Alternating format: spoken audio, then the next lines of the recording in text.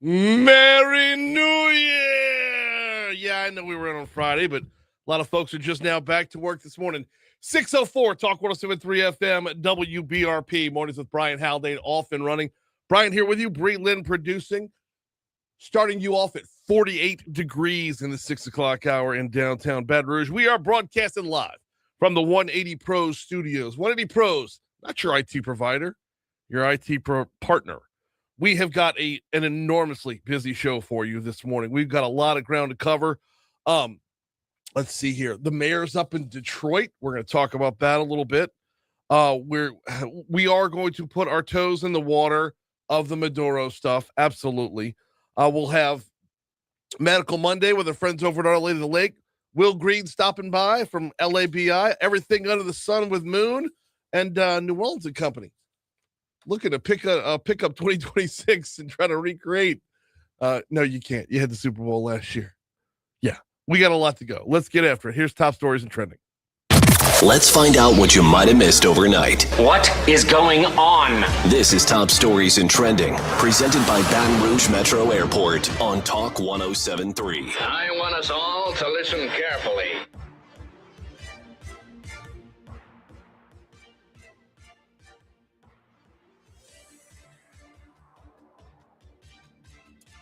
Grabbing this one from our news partners at WBRZ. Local protesters gathered in Baton Rouge on Saturday following the Trump administration's recent act, including the strike on Venezuela.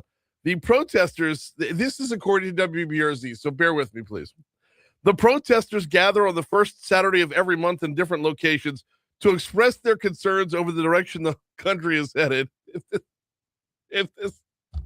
If this isn't the movie PCU come to life. Remember PCU from the early 90s? Jeremy Piven, Jon Favreau. Oh, man. These are the cause heads. The cause heads met on Saturday. Number 4.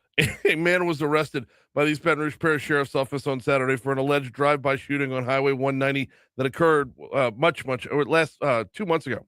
According to arrest records, the Denham Springs Police Department was contacted by a driver on November 15th around 6 p.m. after they had allegedly been shot at by someone in a Hyundai.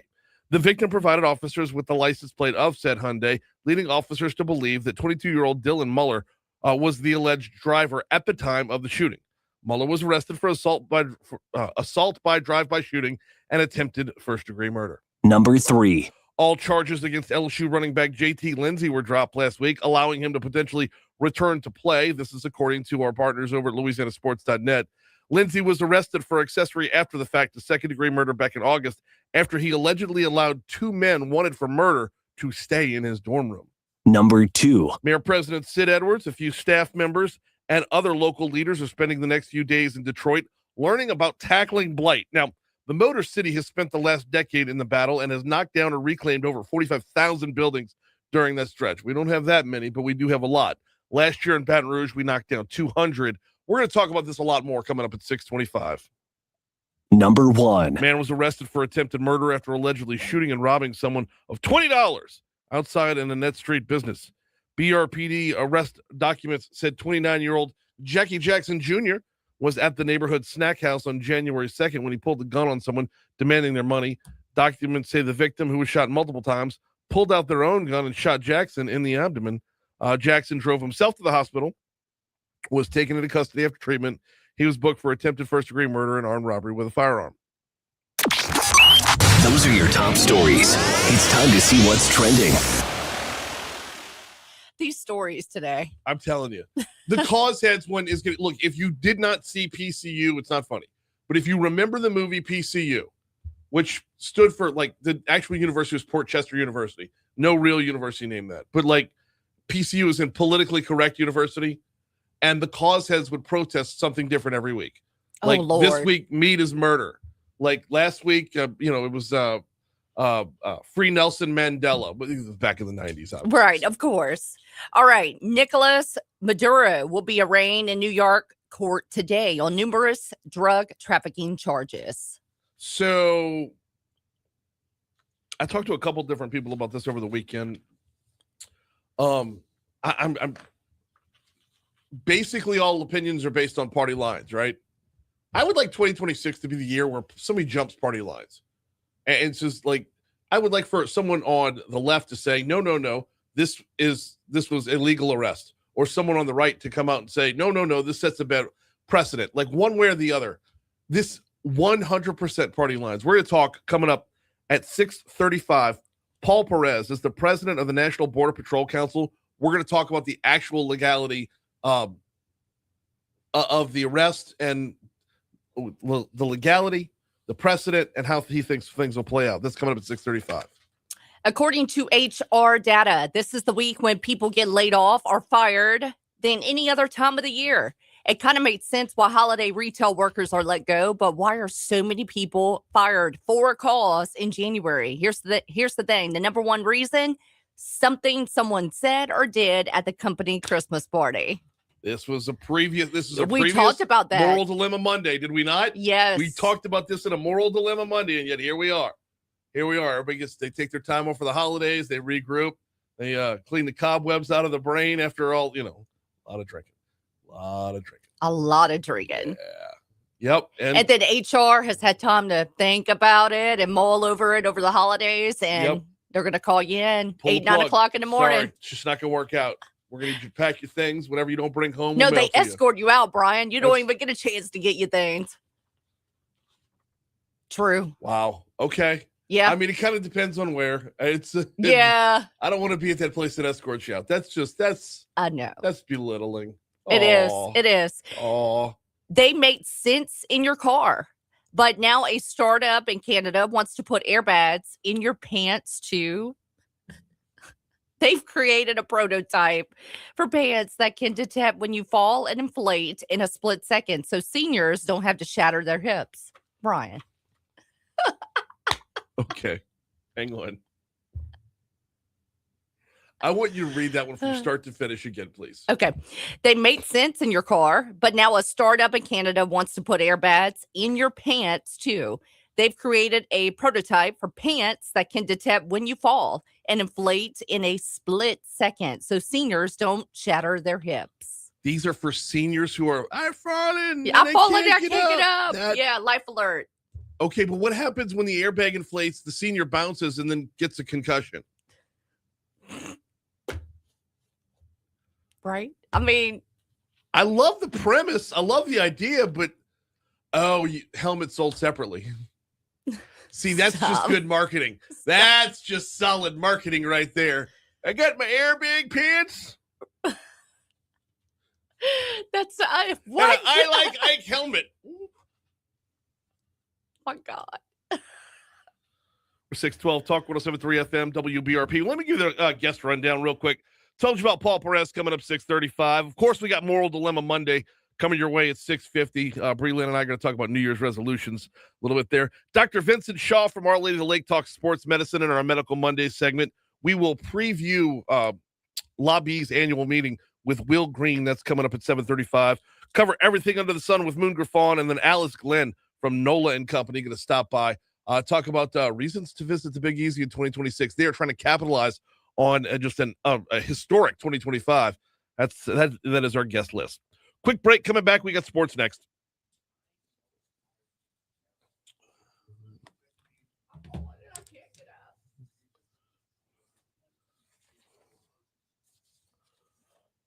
You boys got a I Like Ike helmet.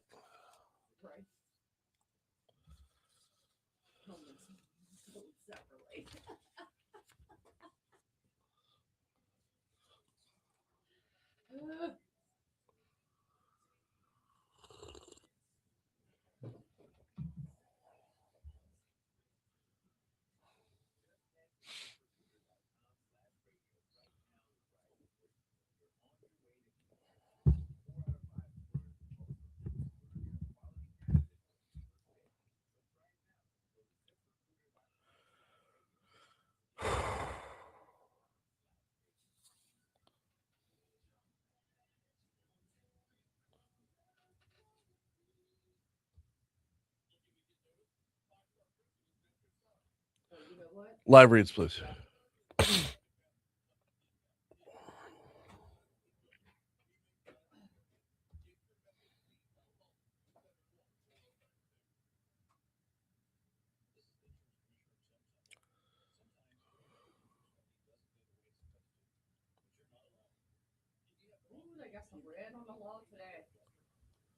Yeah, this is the worst day of the year for that.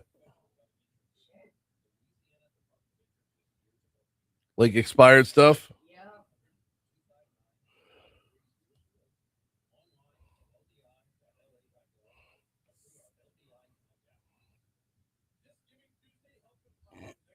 Why is this in there? Holy I know. And your new moons, we're taking time off for the holidays. It's still running. Please delete.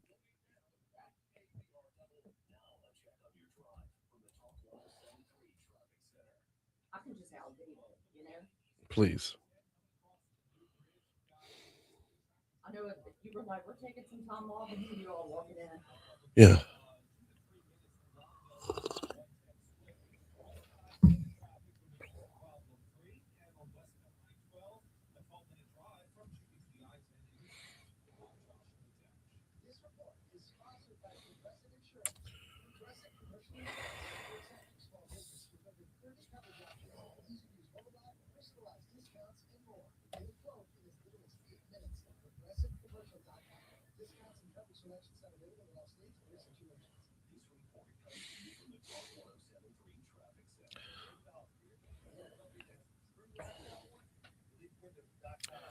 Let's do sports backwards. Let's start with the Saints. You got that Kellen Moore cut? Kellen Moore cut. Sorry, Kalen.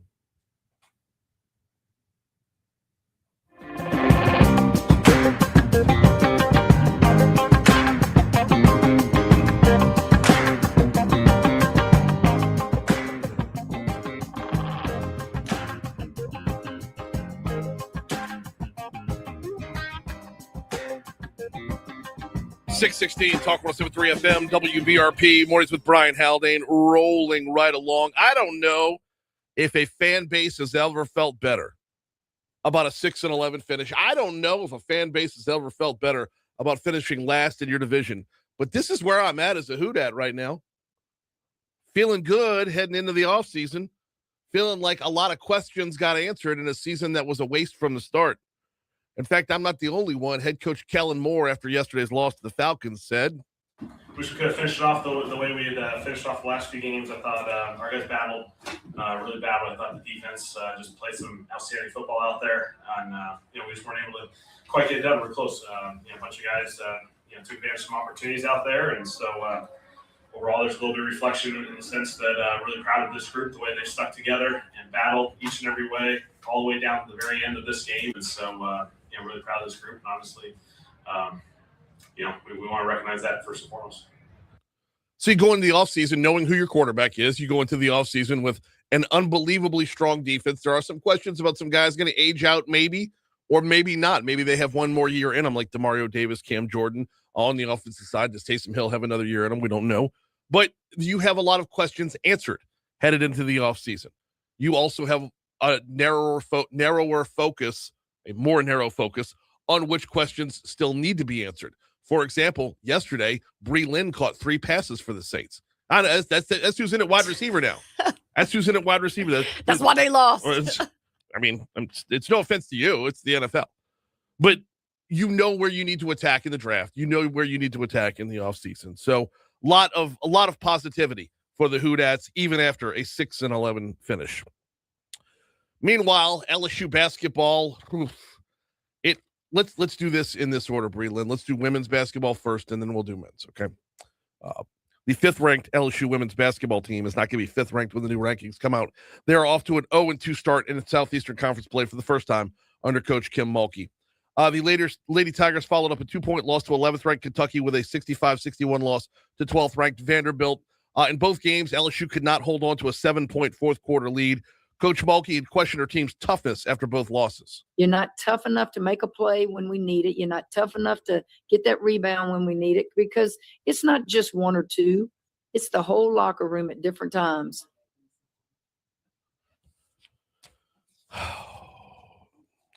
So that toughness that comes into question, the coach was asked in the post-game press conference, and I'm in this camp as well. Can't you root out that toughness earlier on if you play a tougher non-conference schedule? Her response to that was something along the lines of, well, we might have more losses if we did. The schedule doesn't get any better, though. You got 15-1 Georgia after that, up next. And then on top of that, you've got number 2 in the country, Texas, right after that. These first 5 games are as tough a bunch of games in a row that I think I've ever coached in. And we know what we face, and got to keep working, got to get better. Meanwhile, the LSU men fall 75-72 to Texas A&M on Saturday. That's a completely different story. I tell you what, we'll talk about that after we check in with Fox Business Report. It is 6:20 at Talk 107.3 FM.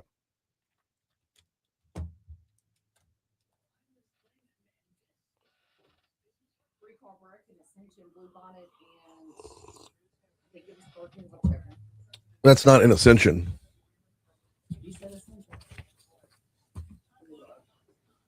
I was like, there's no blue bonnet in Ascension. No. I'm looking at you because I'm trying to process. Blue bonnet at Perkins? See if it comes up with your traffic.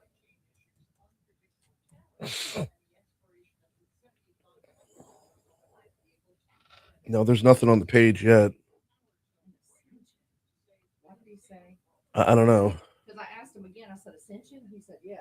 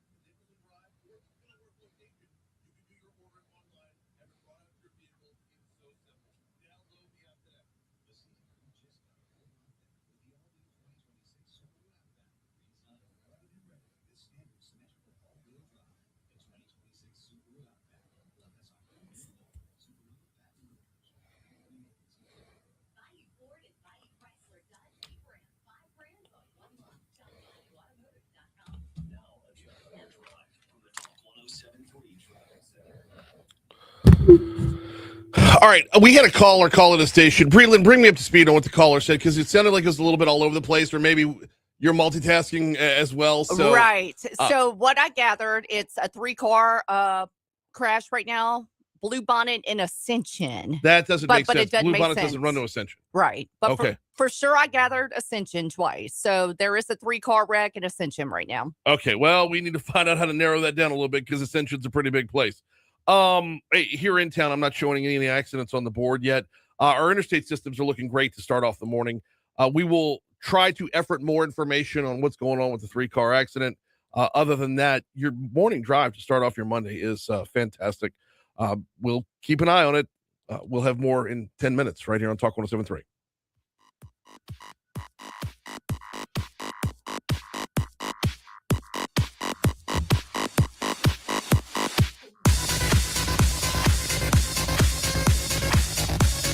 Put them on hold. I'm going to put them on the air.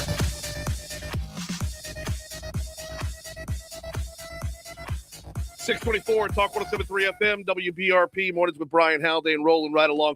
We move fast in the morning, y'all, and sometimes we need to pick up the pieces from this. I'm assuming this is the same caller who tried to help us out with the accident information. First of all, what's your first name? Hey, Brian, it's Paul. Hey, Paul, man, what you got for us? There's an accident out there?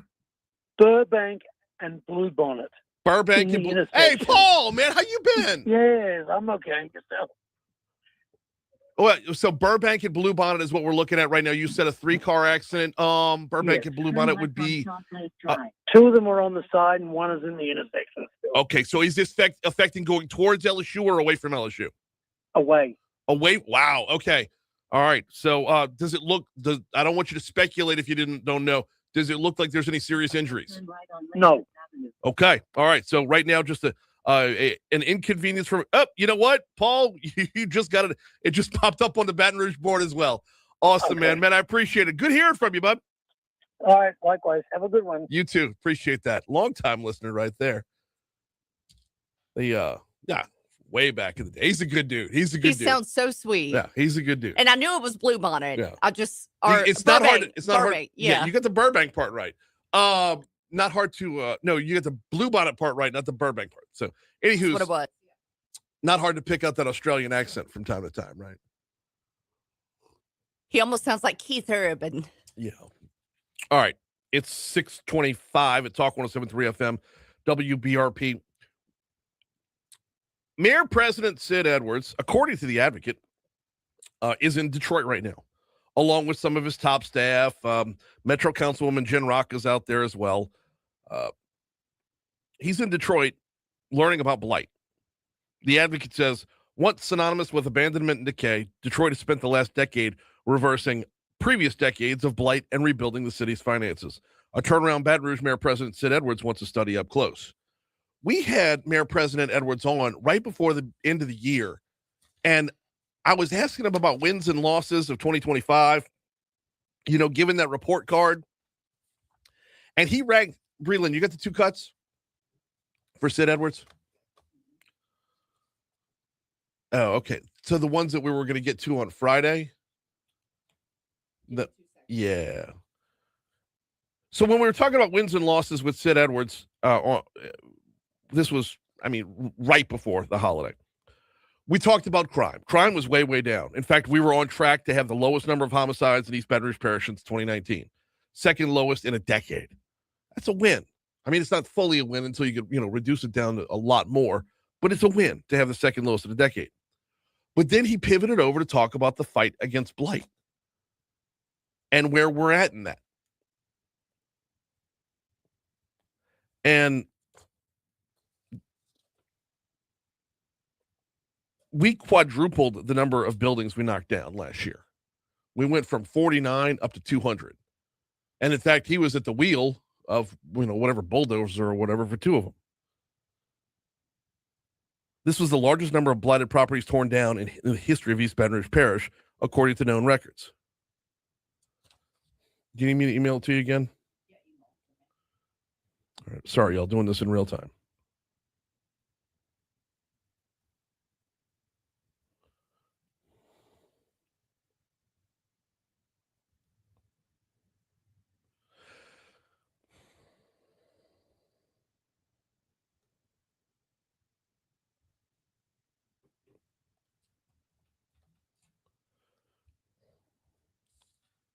All right, sent.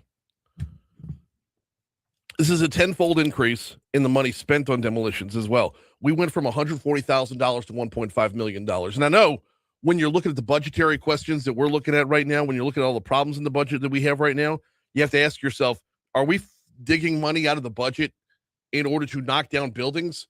Now, the flip side of that argument is you have to know going in, is there a net positive coming out of the other side?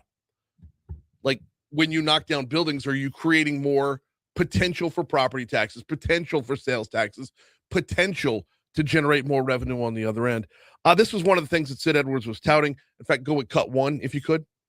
This was one area I wasn't expecting to see these kinds of numbers, Coach, but this is an area that you've taken on. You've physically gotten behind the wheel on a couple of them.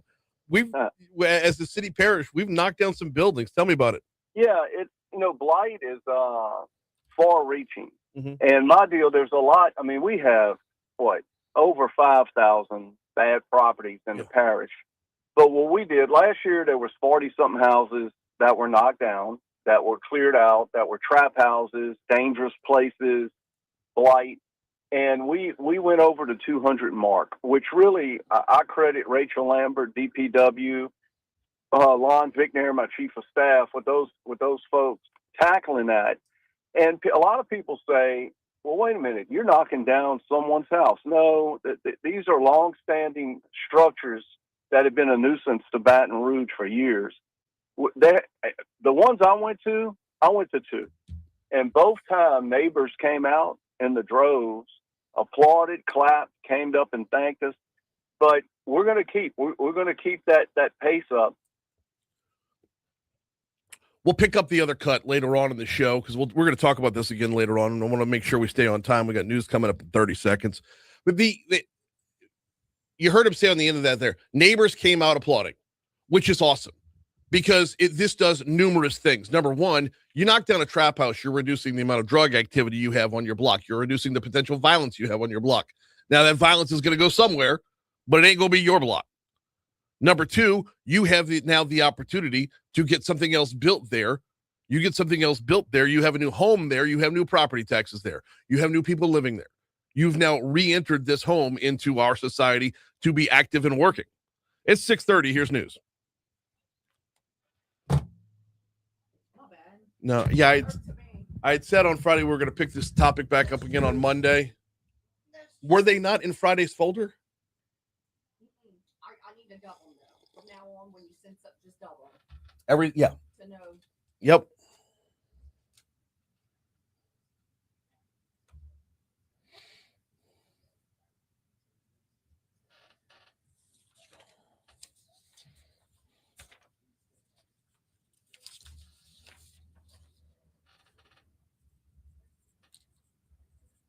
Do you have a number for Paul, or he's calling in? I have a number for him, but he's supposed to call in.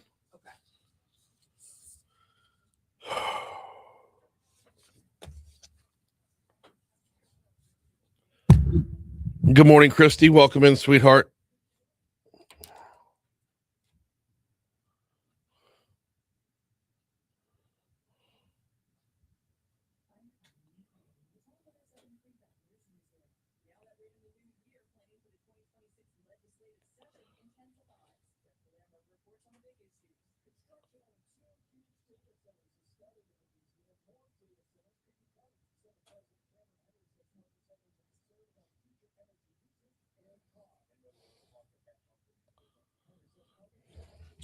Give me 1 second, y'all.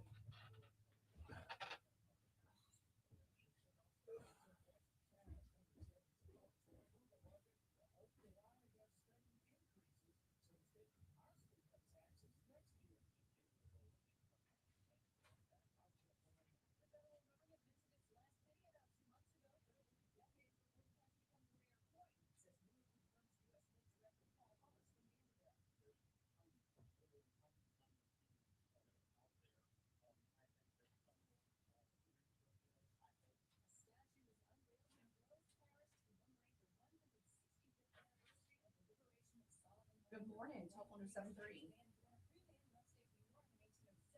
Hey, yes, sir. We're going to be coming to you in about 2 minutes.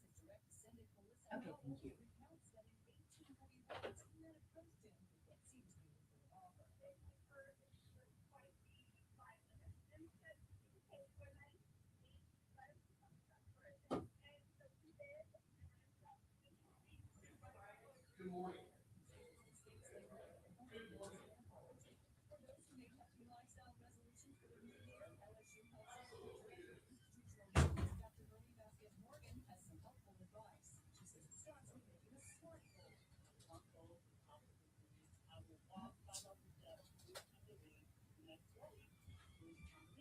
Asshole's still going. He won't shut up down there. Who? Condon won't shut up down there. I'm trying to sneak in and give him a little nugget of information that he can squeeze into his show, and he just he's over there complaining about Boosie going sitting courtside at the LSU women's basketball game 2 games ago, and they haven't won a game since. So he's like, it's the curse of Boosie Badass, and I'm like, it's they're losing because they played a bunch of 8th grade teams in their non-conference schedule, and they didn't know if they were tough yet or not, and they're not, and they're finding that out. You don't want to find that out now. You want to find that out in non-conference play. I'd rather start off conference play with 3 losses and beat the crap out of my conference. Know how to finish. Yeah. So.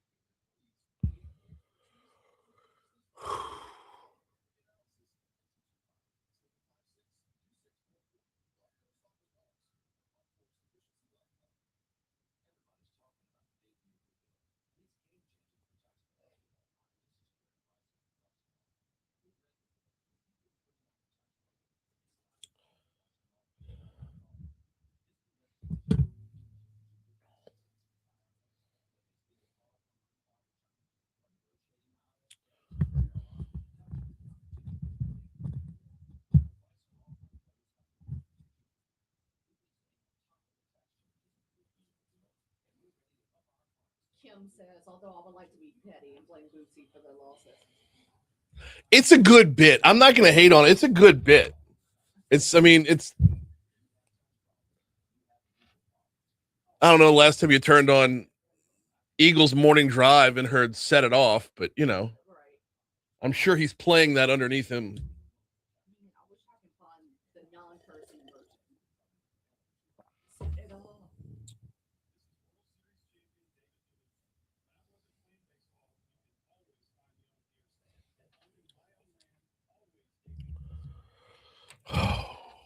Where's my notes for the...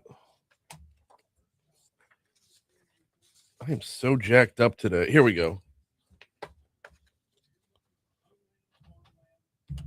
I feel like I'm completely discombobulated today.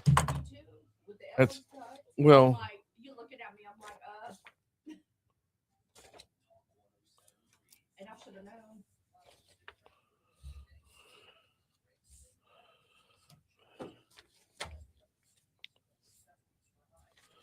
You get the email essentially about the top resolutions and whatnot. Okay. I'm about to study that right now. And I completely skipped talking about LSU men's basketball. Damn, Brian. You know what? Yeah, I could have paused on the Sid Edwards stuff, knocked that out, and then gotten back to Sid Edwards and not missed a beat. That's me every day. Do what? Do what? Do what? No, that's me every day. Oh.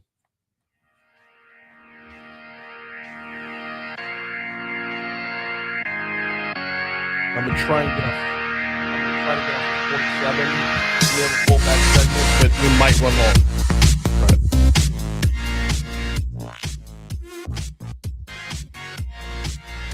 .637 Talk 107.3 FM WBRP mornings with Brian Haldane, rolling right along, broadcasting from the 180 Pros studio. All right, so the big news over the weekend, or heading into the weekend and throughout the weekend, was the arrest of Nicolas Maduro, being brought back to America. He will be arraigned in a New York court today for a number of drug trafficking charges.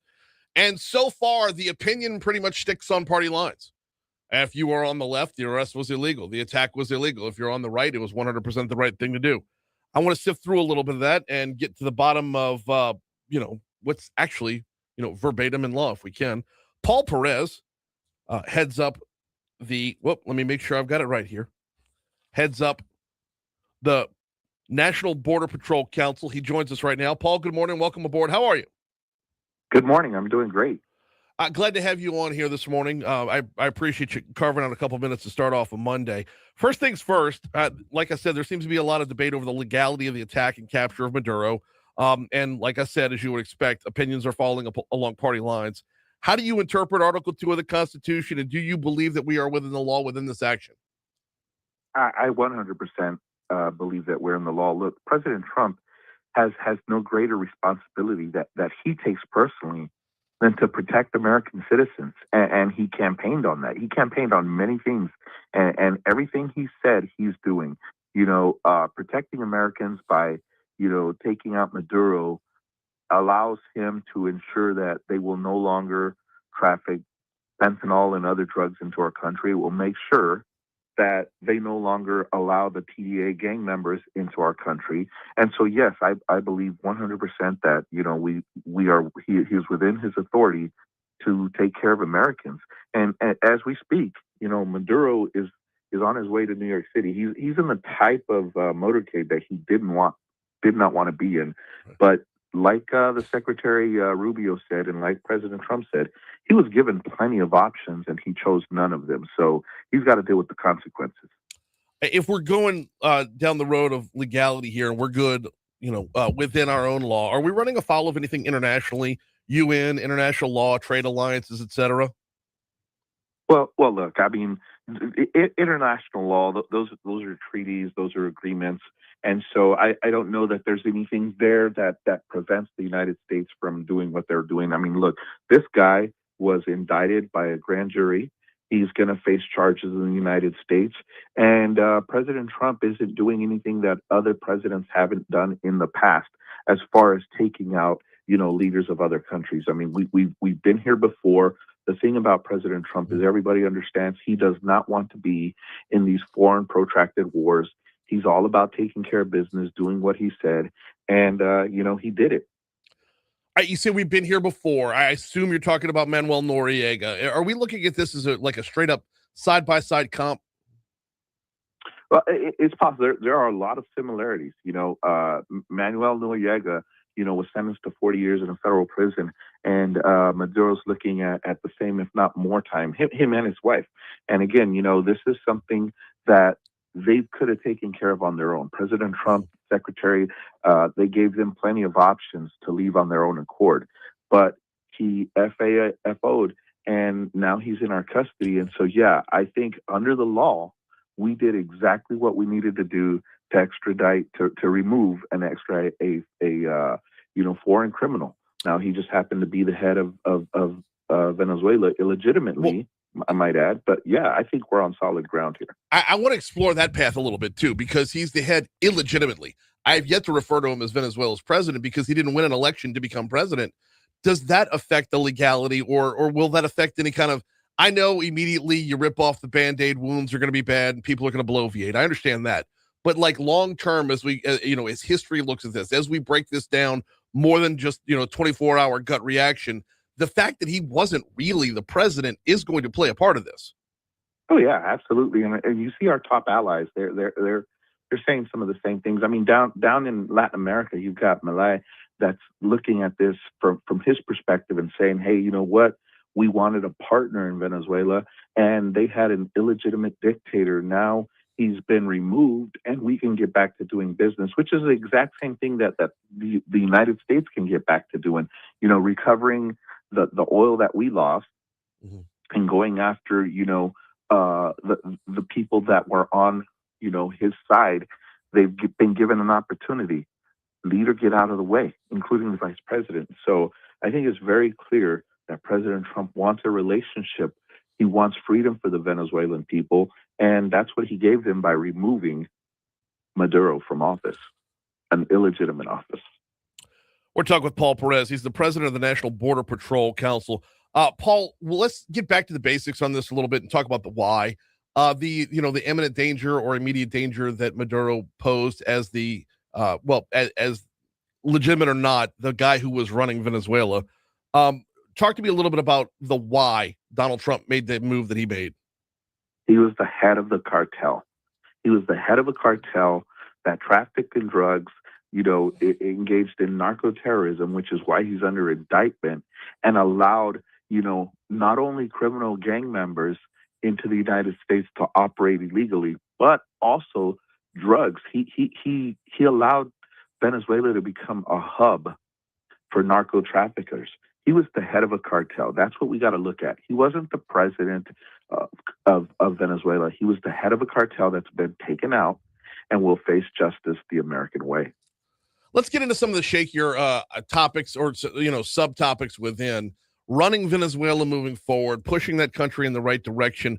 What does that look like from your end? Are we maybe stepping outside of where we should be?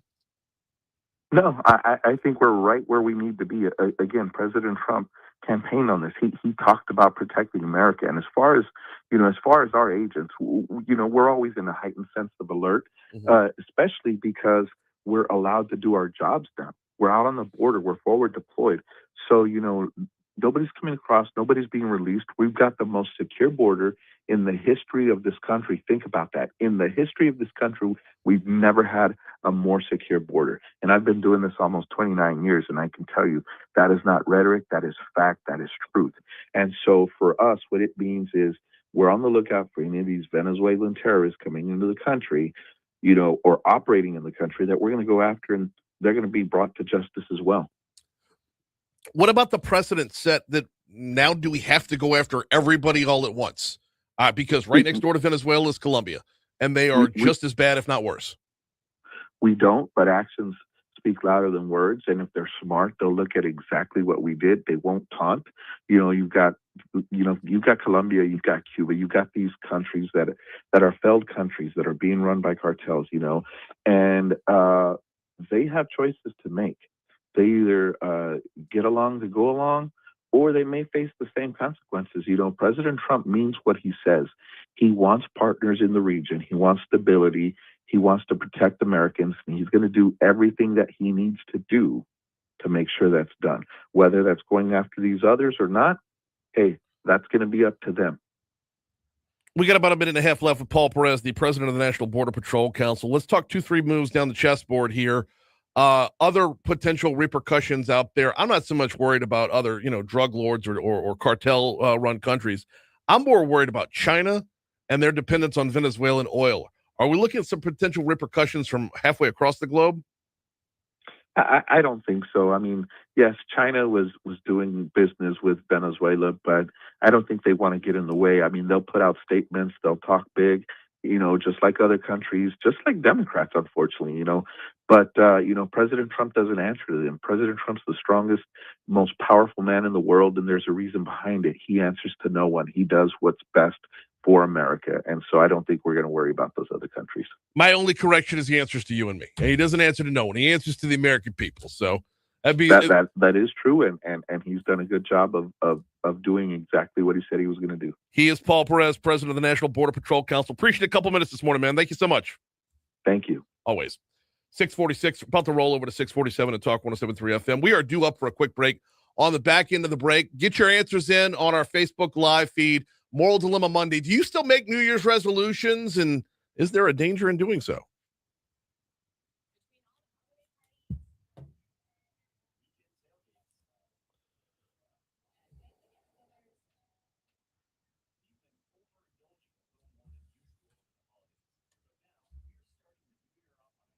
Byron, that's a great point.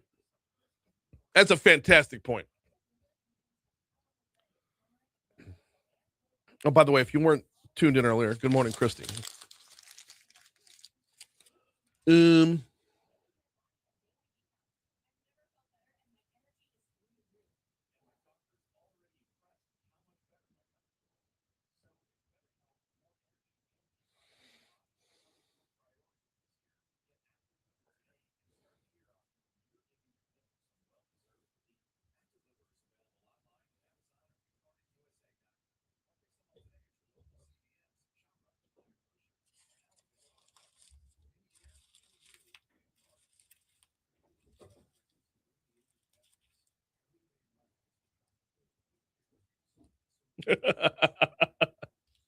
Okay.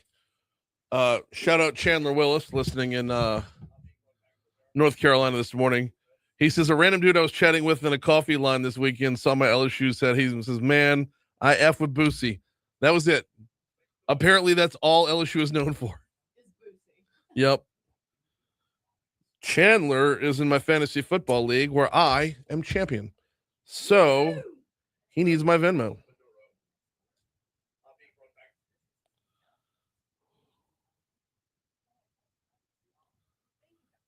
It's Brian-Haldane-1. In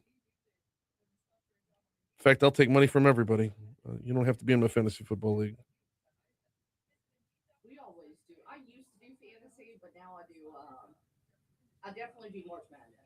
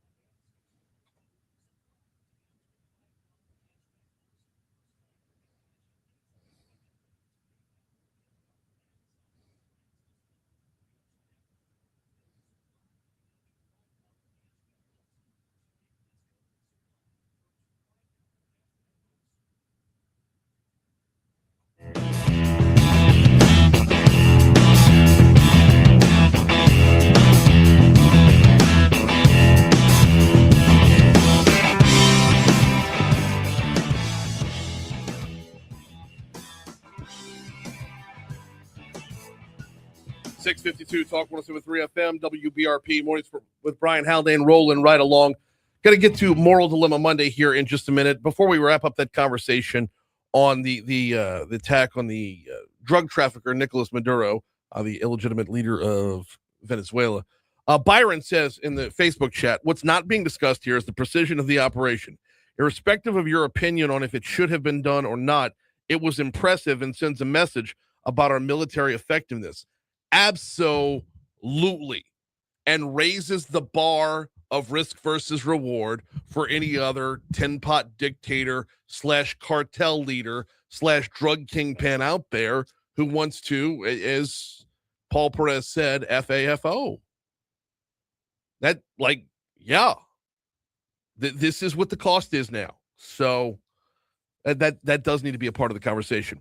All right, Moral Dilemma Monday coming up in 60 seconds. Got to remind you about the folks over at Vex European, VEX, V as in Vinny. VexEuropean.com is the website. Love reading up on the reviews. There's a really, really good one. There's a ton of 5-star reviews on Google for Vex European. I got to find one that we could squeeze into the 60 seconds. Kelly says, I was having issues with my Audi. Poe, spelling, ? Was wonderful. He explained everything to me in a way that made sense, cleared codes on my car that had been there a long time. We took several test drives. Turns out nothing was wrong with my car. Thank you guys for helping and taking the time to listen and make it all right. The story goes on from there to where she'd been having problems with, I believe, her Audi. And they were able to knock out everything, and everything was nothing. Sometimes it's just that simple. Sometimes it's a matter of taking the time. The level of customer service that you get at Vex is beyond compare.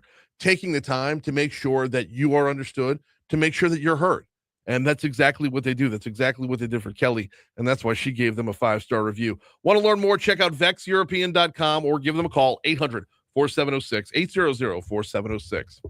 All right, Bree Lynn, it's time for Moral Dilemma Monday. I need a bed. I know. We got to get on that. That's our first New Year's resolution, is to get a bed for Moral Dilemma Monday. Today we are talking about New Year's resolutions. Before we get into the popular ones and whatnot, do do you make New Year's resolutions? Every year I say I'm going to get 5 or 10 more pounds off. I did a more practical one this year, and we chatted about that before we left for the break, that I'm going to work on saying no more. Okay. So that, for example, yes.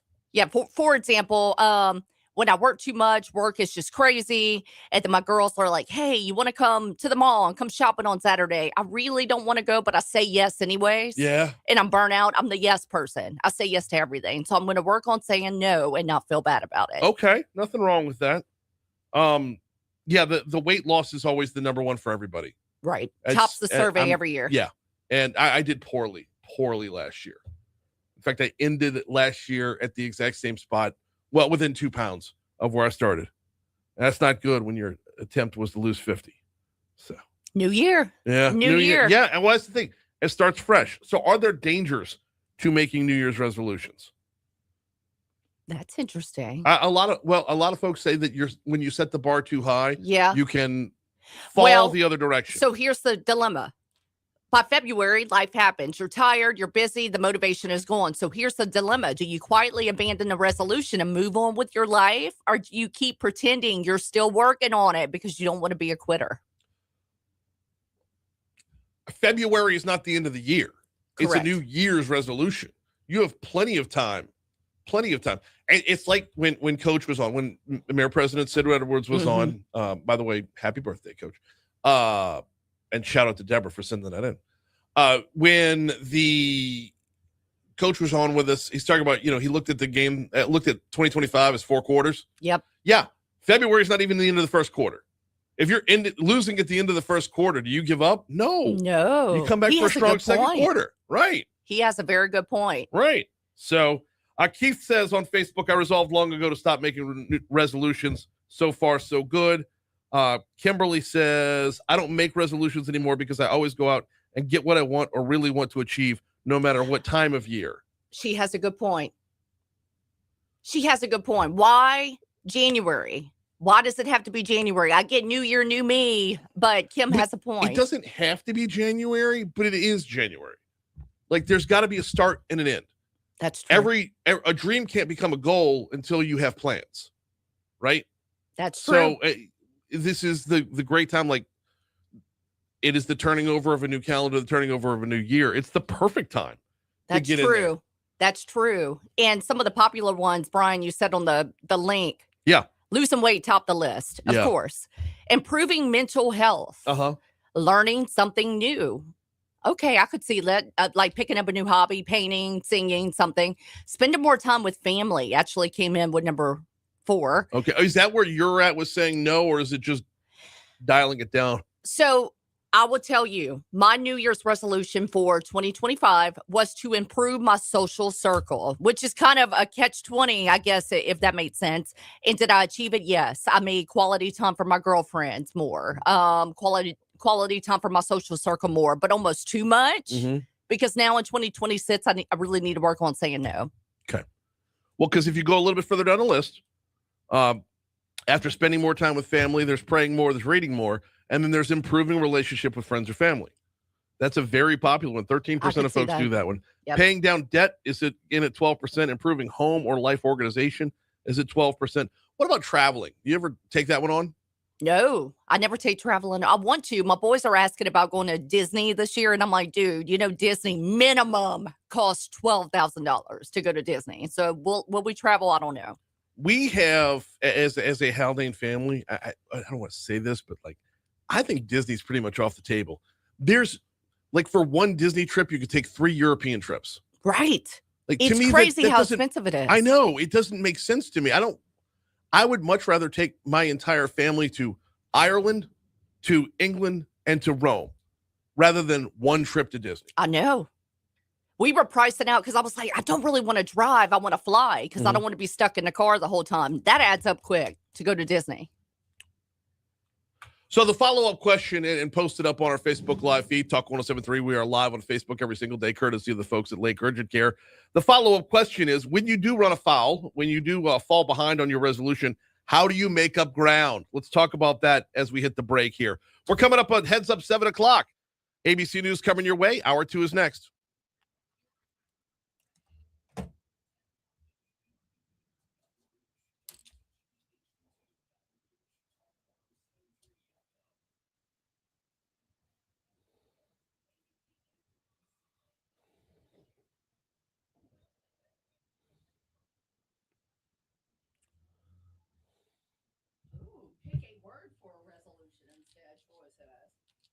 Wait, Troy. Wait.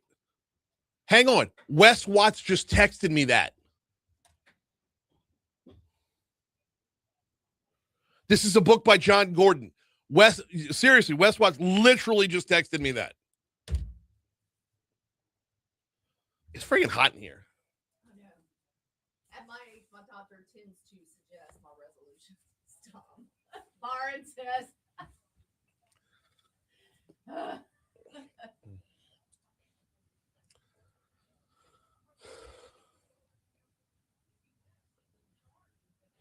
It is hot here. Yeah. Well, that's like, okay, where Paul's office is, it's Paul, me, Scotty. That gauge that they threw outside of Chris Elliott's old office because he kept on angling with it, so Michelle put it in the hallway now. It's either way too cold or way too hot. There is no in between. And so I don't know how to get it. Well, you're on one? I'm on one. It's where You're at Alondra's old office? Yeah. That is by far the hottest office in the building. That used to be Cade's office till he moved upstairs. And before that, it was Darren Gaucher's office, if you remember him from way back in the day. So there was never a time where that office isn't just blazing ass hot. Or freezing. There was one week, a couple weeks ago, where it was so cold, it was bone chilling. I know, because Jimmy walked in there the other day. He goes, "Why you got it so hot?" I'm like, the AC's on. My office is always hot. I'm the office across the hall from 104.5 studio. Okay. Upstairs. Cade, Yeah. Yeah. It goes me, then Cade, and then she's never here. Rivers. Yeah. And now Alondra's in. No, Alondra's. She's in ESPN now. She's in the ESPN. She's next door to ESPN on the other side of the hallway. Yeah. Office, yeah.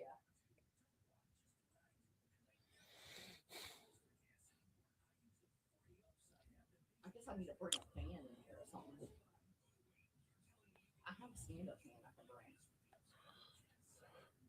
So this year I'm breaking down my weight to have it done. I want to be done 50 pounds by June 1.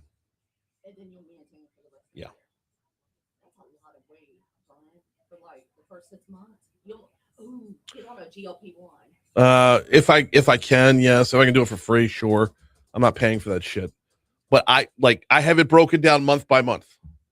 Okay. So you want to lose 12 pounds a month. 15 pounds per month. No, 12 times 5 is 60. If I lose 12 pounds a month over 5 months, Okay. Yeah, my bad. Yeah. which That's not bad. no, which is That's achievable. 3 pounds a week.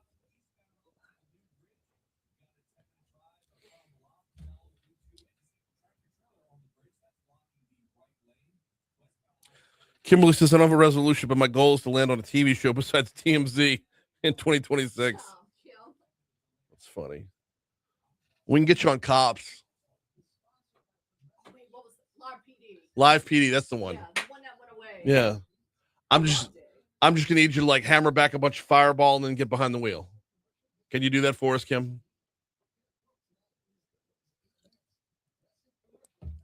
That, and I need to get back in the habit of reading. I used to read voraciously.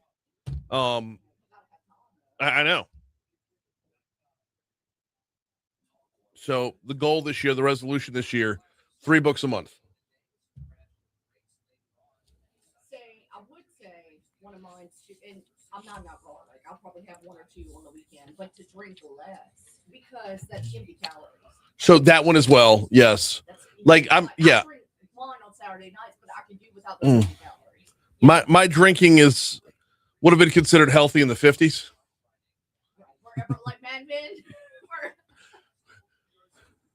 There's no dependence there, but damn, it's a lot. You almost wonder if I'm borderline and alky. Yeah. What? But then I'll go like 3 or 4 nights without, and there's no itch, there's no want. Right. So I know I'm not. It's just, or like when the girls and I would go out to eat, they don't drink. I'm the only one drinking a margarita. I don't need it. Right. You know?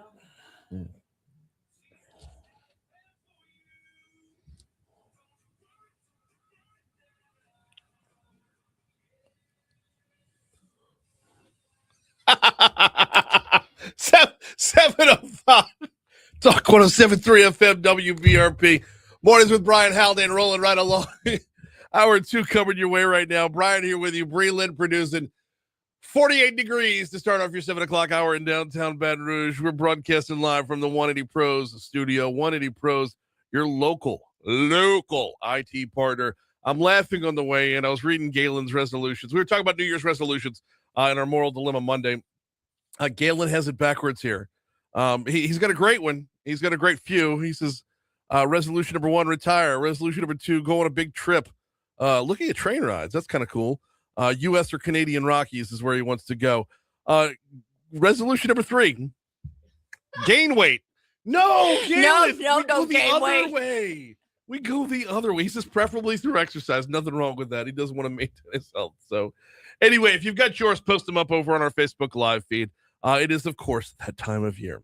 Busy 7 o'clock hour coming your way. Dr. Vincent Shaw talks sports medicine in our Medical Monday segment coming up next. Also this hour, Will Green, the president and CEO of the Louisiana Association of Business and Industry, joins us at 7:35. That's all right around the corner. Right now, we've got top stories and trending. It's what the 225 is waking up to. Hey, wake up! Baton Rouge Metro Airport presents top stories and trending. Something is going on here. Right now on Talk 107.3. Number 5.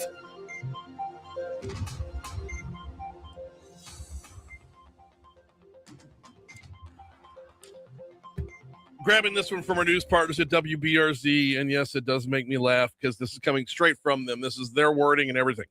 Local protesters gathered in Baton Rouge on Saturday following the Trump administration's recent acts, including the strike on Venezuela. The protesters gather on the first Saturday of every month in different locations to express their concerns over the direction the country is headed. Okay, if you've ever seen the movie PCU, early 90s, Jeremy Piven, it was awesome. If you've ever seen the movie PCU, please holler at me over in the Facebook Live chat. I can't be alone on this island. These are the cause heads. They get together to protest. What do we want to protest? Say, I don't know. We'll find something to be mad about. Anyway, they gather together on the first Saturday of every month in different locations to express their concerns over the direction the country's headed. Number 4. A man was arrested by the East Baton Rouge Parish Sheriff's Office on Saturday for an alleged drive-by shooting on Highway 190 back in November. According to arrest records, Denham Springs Police was contacted by a driver back on November 15th around 6 p.m. after they'd allegedly been shot by someone in a Hyundai. The victim provided officers with the license plate of said Hyundai, leading officers to believe that 22-year-old Dylan Muller, might be pronounced Mueller, was the alleged driver at the time of the shooting. Mueller was arrested for assault by drive-by shooting and attempted first-degree murder. Number 3. All charges against LSU running back J.T. Lindsey were dropped last week, allowing him to potentially return to play. This according to our partners over at LouisianaSports.net. Lindsey was arrested for accessory after the fact to second-degree murder back in August after he allegedly allowed 2 men wanted for murder to stay in his dorm room. Number 2. A man was arrested for attempted murder after allegedly shooting and robbing someone of $20 outside of an Annette Street business. BRPD arrest documents said 29-year-old Jackie Jackson Jr. was at the neighborhood snack house on January 2nd, pulled a gun on someone demanding their money. Documents say the victim, who was shot multiple times himself, pulled out their own gun, shot Jackson in the abdomen. Jackson drove himself to the hospital, was taken into custody after treatment, booked for attempted first-degree murder and armed robbery with a firearm. Number 1. Mayor President Sid Edwards, a few staff members, and other local leaders are spending the next few days in Detroit learning about tackling blight. The Motor City has spent the last decade in the battle and has knocked down or reclaimed over 45,000 buildings during that stretch. Last year in Baton Rouge, we knocked down 200. That is quadruple the number from the year before. Top stories are in the books. Now let's check in on what's trending. I'm laughing because Brian, that would okay. You go to Terra Club with me to go swimming. Like yes. you have the membership. Well, we don't go together. We don't go together, no, but yes. you know the Snatch Shack. So I'm just thinking, just imagine. Or why are you gonna bring Paul Cat's name into this, man? Paul Cat Snatch Shack. I know. So that's why I was like, Brian's trying to have a serious top stories over here. And shoot me and I'll shoot you back. Right. Oh, all right. What's trending? Nicolas Maduro will be arraigned in a New York court today on numerous drug trafficking charges. We've been talking about this all morning. Yep, we had Paul Perez on from the National Border Patrol Council in the first hour. A really good segment. After the show, it'll be available on demand at talk1073.com if you wanted to check it out. According to HR data, this is the week when more people get laid off or fired than any other time of the year. Here's the thing. It kind of makes sense why holiday retail workers are let go. But why are so many people fired for a cause in January, even corporations, The number one reason, something someone said or did at the company Christmas party. Yep. You know what sucks about that is you think you're in the clear by now. Right. Like the first full week of January. The company Christmas party was probably the second or third week of December. 4 weeks ago at this point. But you shut it down for the holidays. Yep. And then once you come back in, it's like, all right, I think I'm good. I think I'm in the clear. Like, you know, that whole, oh God, they're doing anything embarrassing last night. You know, the whole individual remorse part. Right. And then okay, I think I'm good. Brian, we need you to come down to HR after the show. Right. And you know what's even worse? Let's say you're always in a group chat with people at work. I used to be at my other job. And so you're like, Merry Christmas. You're chatting with them all. And then all of a sudden you need to come to the office. HR gets you. And you're like, wait, I thought I was good with everybody. Right. Yeah. Oh, no, everybody plays it cool. But somebody went. Yep. All right. Brian, this one makes me laugh.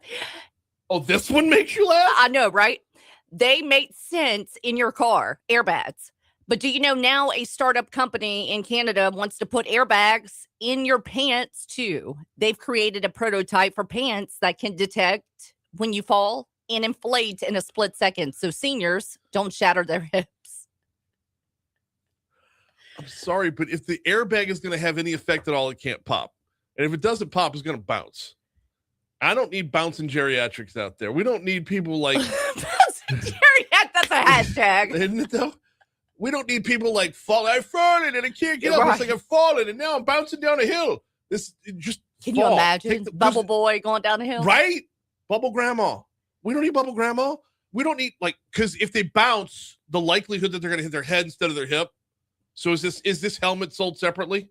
That's what I'm wondering. Full body suit. Here's the thing too. If you've ever been in a wreck, which I have years ago, an airbag, when it goes off, it burns. It burns like hell. Yeah. So now we're going to get burns on grandma. I mean, can you imagine? And these are pants. I know. That covers more than just the hip. Lawsuit. Also, what do they look like where an airbag can inflate? Are we going back to the days of Z Cavaricis? Yep. These are hammer pants. Hammer time. Hammer pants are back. Hammer time. 712 Talk 107.3 FM WBRP. I don't know if they want their name associated with the segment, but got to tell you about the folks over at 180 Pros. Come on, man. 180pros.com. Not your IT provider, your IT partner. One of the things that I love best about 180 Pros, aside from the simplified billing, which is awesome, it's the relationship aspect of this. It's the Q&A, the back and forth, the fact that you can have a relationship with them because they are local. They're not your IT provider. They're your IT partner. You can call them at 225-LOCAL. 225-330-2200. Any questions you have along the way, they've got answers for you. Of course, they've got all the cybersecurity tech that you need. Of course, they will keep your network up and running. They manage their success based off of your success. But it's all those little touches along the way that make the difference. Don't just have an IT provider. Have an IT partner with 180 Pros.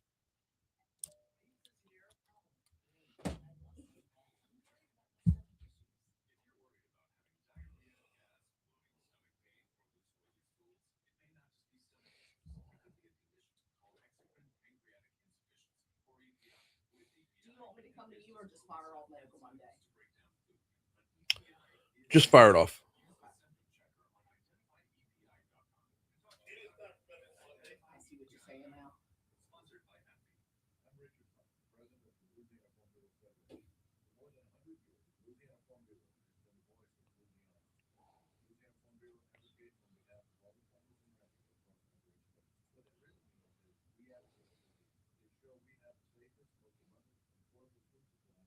Jiminy Glick. To envision those airbag pants, think of Jiminy Glick. Oh my God. I'm thinking a big old.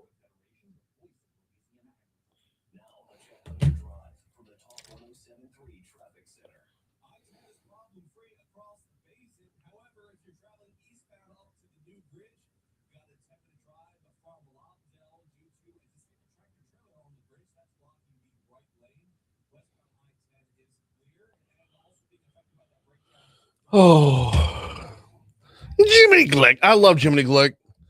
Possibly one of the best characters ever invented.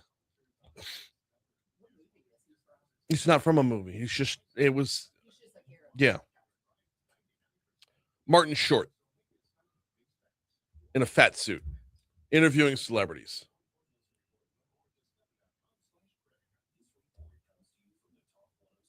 His interview with Bill Hader. Bill Hader could not keep a straight face the entire way through. It was awesome.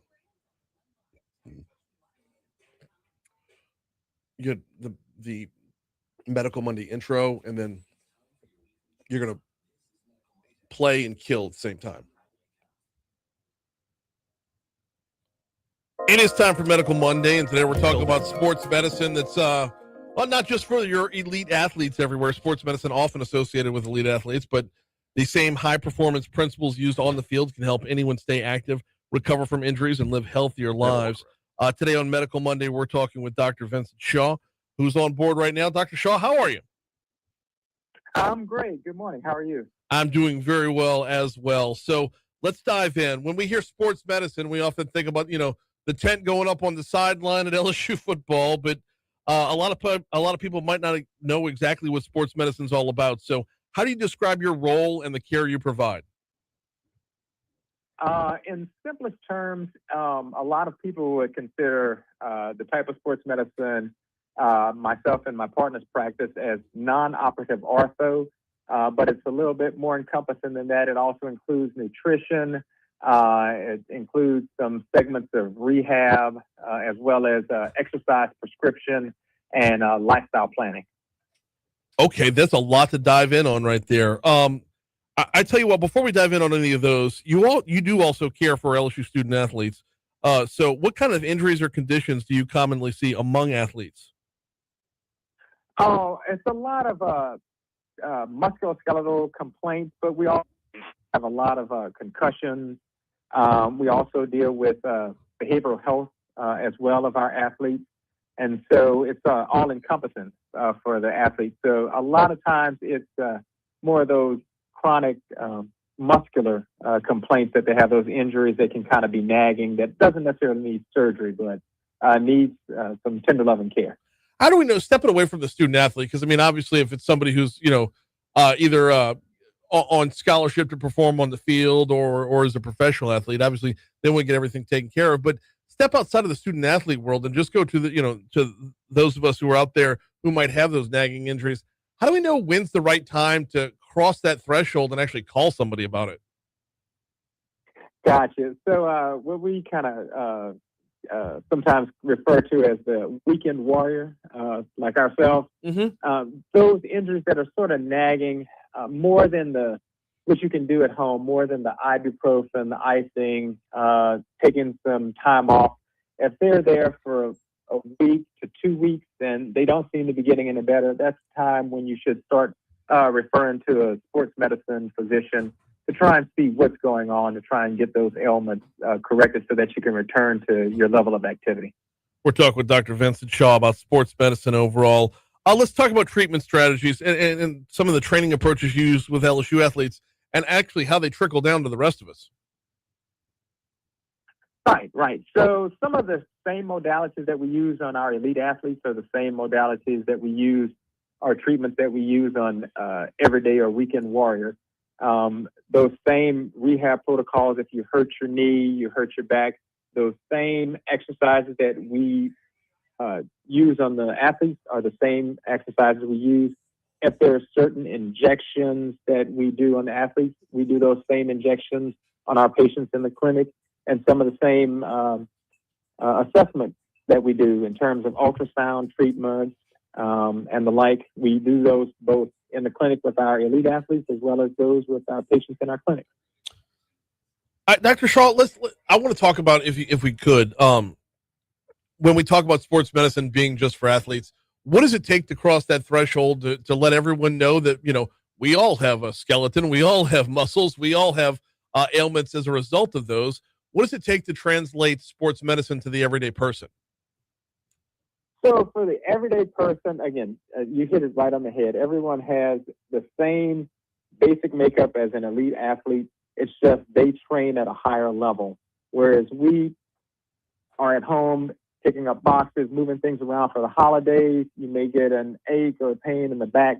The same ache and pain that you have is what those athletes have. And so because you have those aches and pains, that's the times that you need to come and see a sports medicine physician, because you have the exact same makeup as that elite athlete. It's just that you're not training at that same level. Right. It's just, I think when the term sports is in there, it's, I can throw my back out with a good sneeze. So it's not really, doesn't feel very athletic at the end of the day.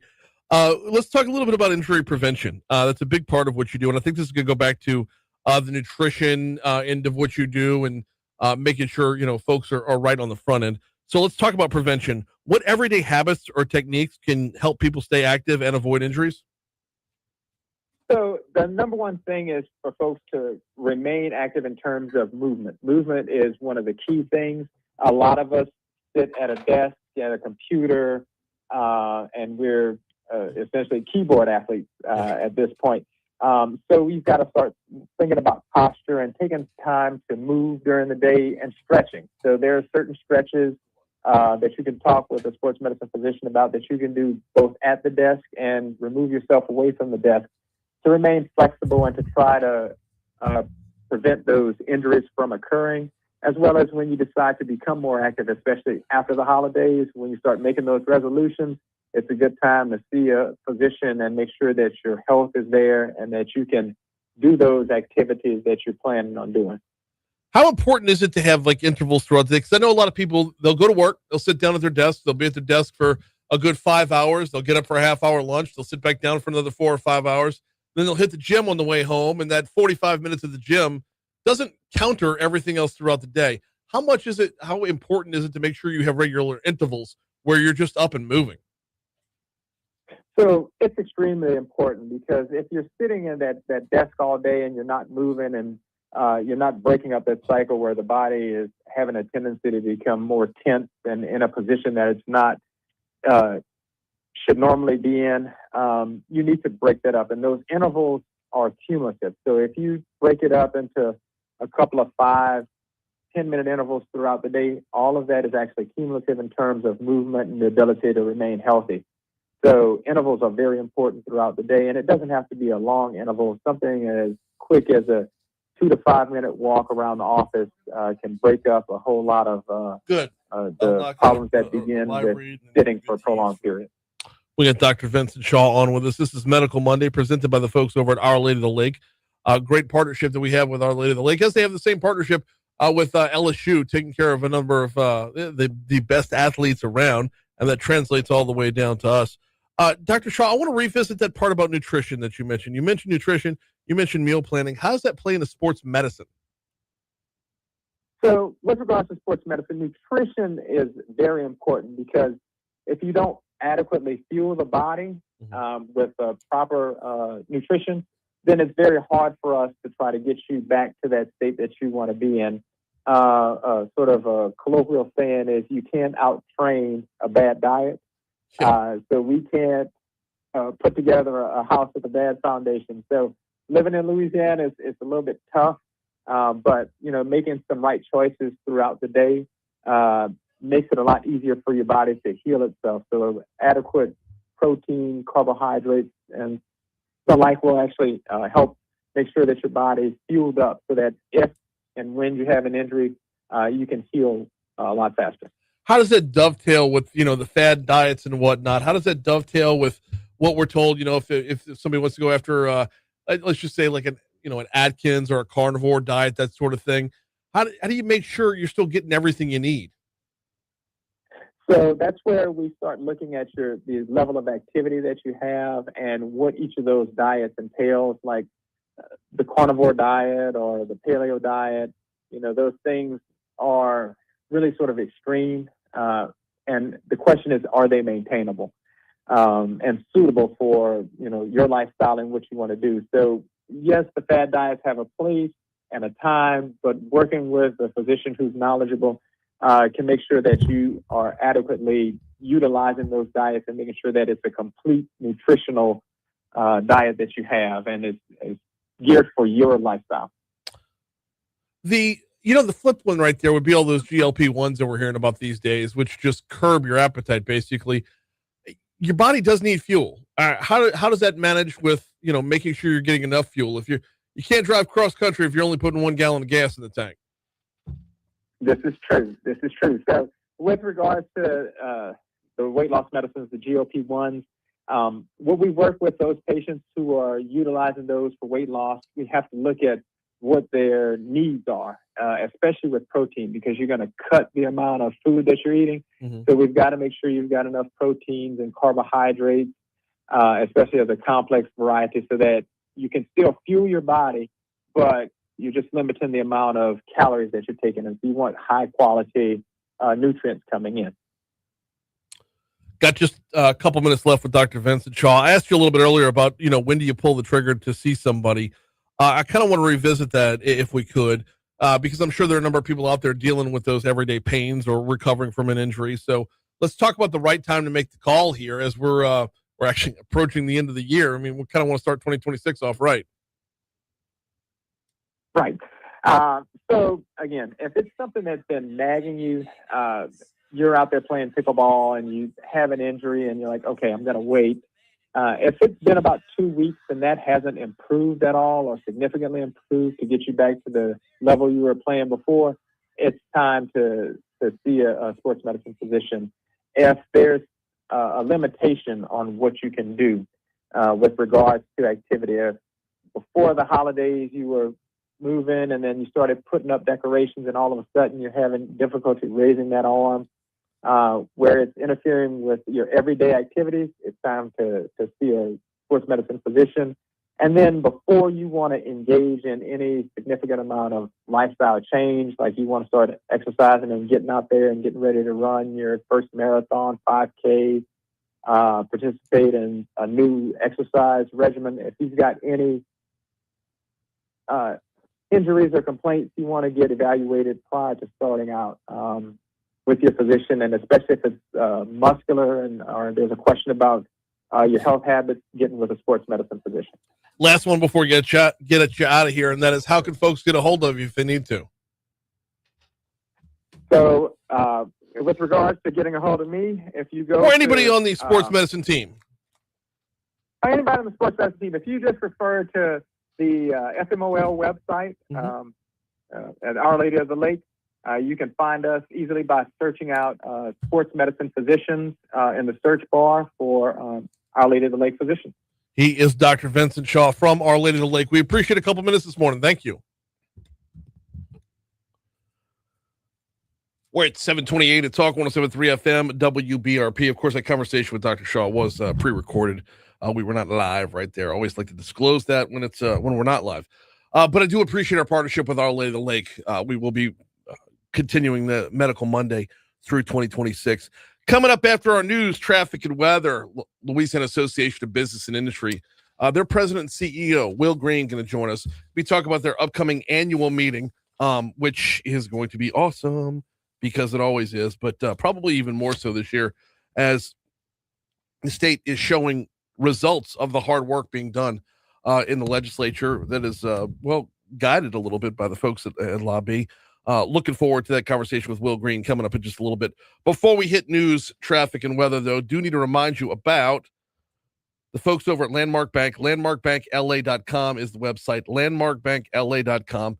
If you hit up the website, you want to hit the About Us tab.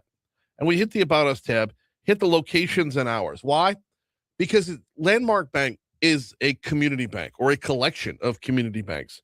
So if you've got a Landmark Bank in your community, like Clinton, like Greensburg, like Zachary, like Denham Springs, or now on the west side, like Brewley, you'll want to hit up Landmark Bank. It's important to have not just a bank, but a banker. When you've got a community bank, you've got someone there, someone you physically shake hands with, someone you sit down with, someone who you see in line at carpool at the grocery store or church or whatever, someone who you can walk through where you want to be, either personally or with your small business, and they can help you out. There's nothing they can't do when it comes to fintech. There's nothing they can't do when it comes to investing, when it comes to borrowing, when it comes to planning for your retirement.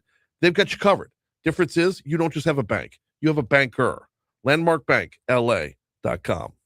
All right, like I said, Will Green's coming up after news, traffic, and weather. Looking forward to next hour as well. We're going to cover everything under the sun with Moon Griffon. There's a lot to talk about as 2026 rolls in here, y'all. Big Senate race this year. We are looking at, of course, midterms across the board. And what is the upcoming legislative session going to look like? We're actually not that far away from it. In fact, we've got 2 months to go until the session. So we'll cover all that with Moon. It's at 8:15, and then we'll talk with Nolan Company before we're done as well.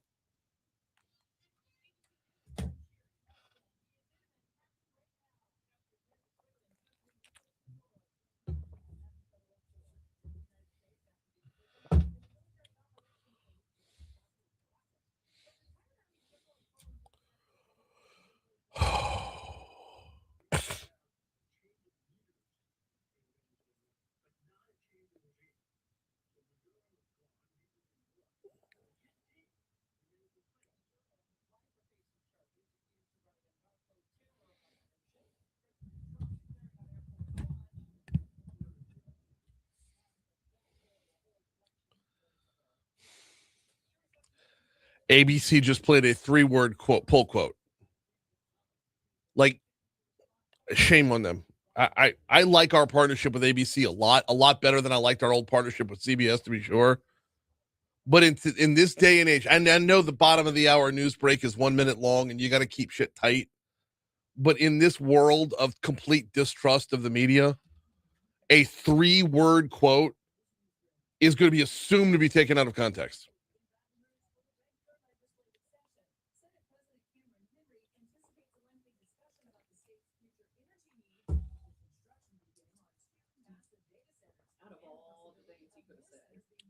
Right. Those are 3 words out of what was probably a 20-sentence answer to a 4-word question.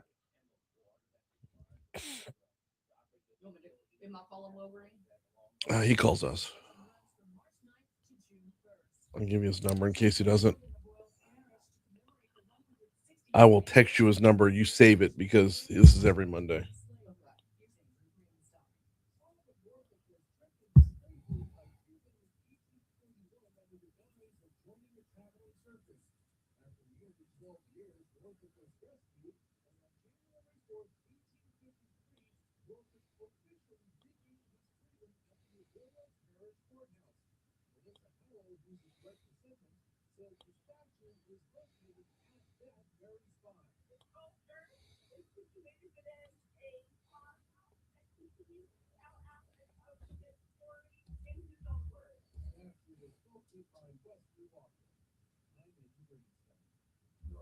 Autobiography, 12 Years a Slave, was adapted into an Academy Award-winning movie in 2014. A screening of that movie Was it now?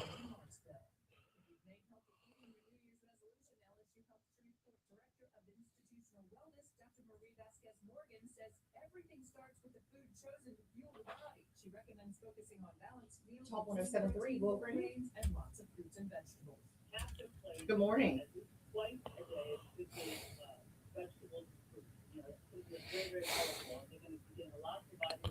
Hey, I can hear you now. Hey, we'll be coming to you in 2 minutes. Talk 107.3 Traffic thank you. Center. Eastbound I-10 traffic from Lobdell, a 12-minute ride over the new bridge to the 110 split. It's still tied up with a disabled tractor trailer at the top of the bridge blocking the left lane. On the west side of the westbound I-12 traffic and still pretty light for a morning ride. 14 minutes from Cuban to I-10. I'm Josh. This report is sponsored by Discover. Guess what? Discover's accepted at 99% of places to take credit cards nationwide. You were right, 99%. If you don't think so, maybe it's time to face that. All right, guys.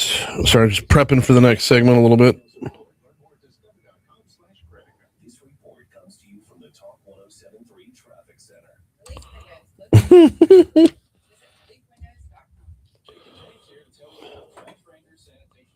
All right.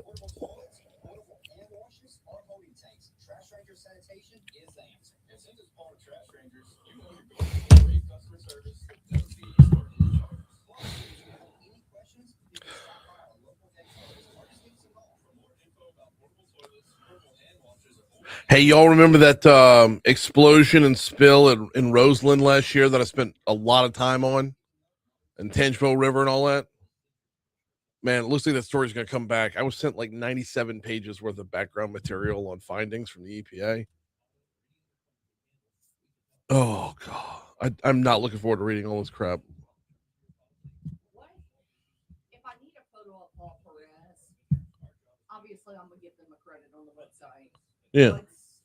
What's one website I can pull from? Would it be ABC? Or would you have a photo of Paul? I don't want to get sued. No, we pull headshots.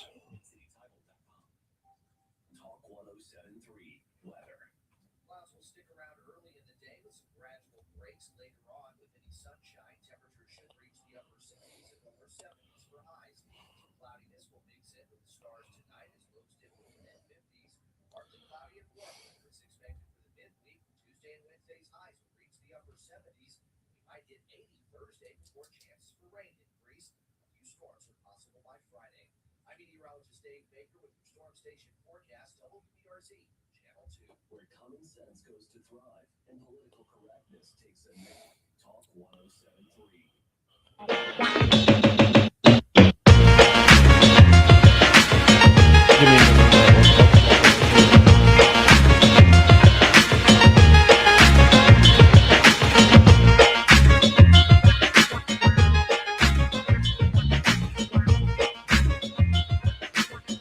736 Talk 1073 FM, WBRP, mornings with Brian Haldane, rolling right along. The new year is upon us, which means we are already counted down to the Louisiana Association of Business and Industry's annual meeting.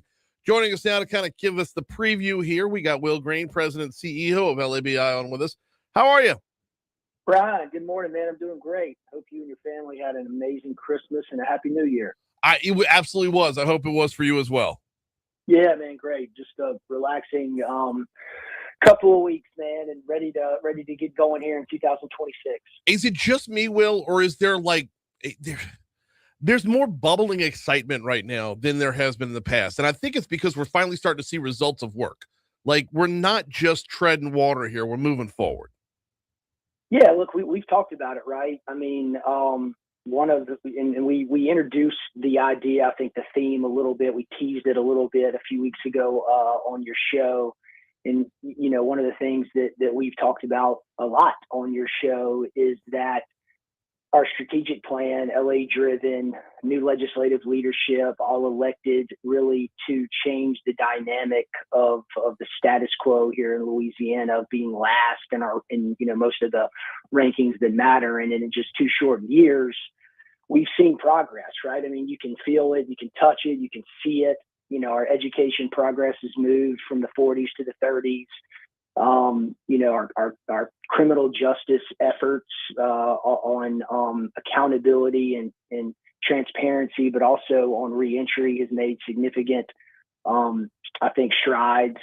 When you look at our tax reform efforts over the last couple of years, especially at the end of 2024, the legislature passed significant reforms there that moved us from the 40s down into the low 30s. And so those are things that you can actually go and take to boardrooms and take to businesses and take to the citizens of Louisiana. And I think that is why you're seeing that energy, and that's why I see and I feel the energy as I go across the state. But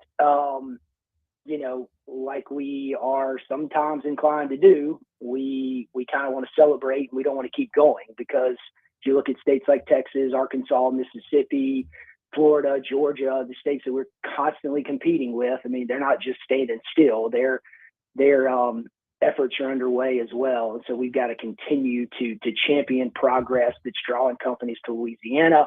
And that's why our annual meeting theme is Going for Growth. Going for growth. Great theme, by the way, because it recognizes both sides of the coin here, is that we are off and running and we can't slow down. Both of those things are true at the same time and are equally as important. Yeah. So, I mean, like I said, we're 2 years into this new administration, and the results are I think pretty great. We talked about some of them, as far as statistics go. Look, insurance is obviously reformed at the top of everybody's list. It continues to be one of the biggest costs for individuals and families as well as businesses on their balance sheet.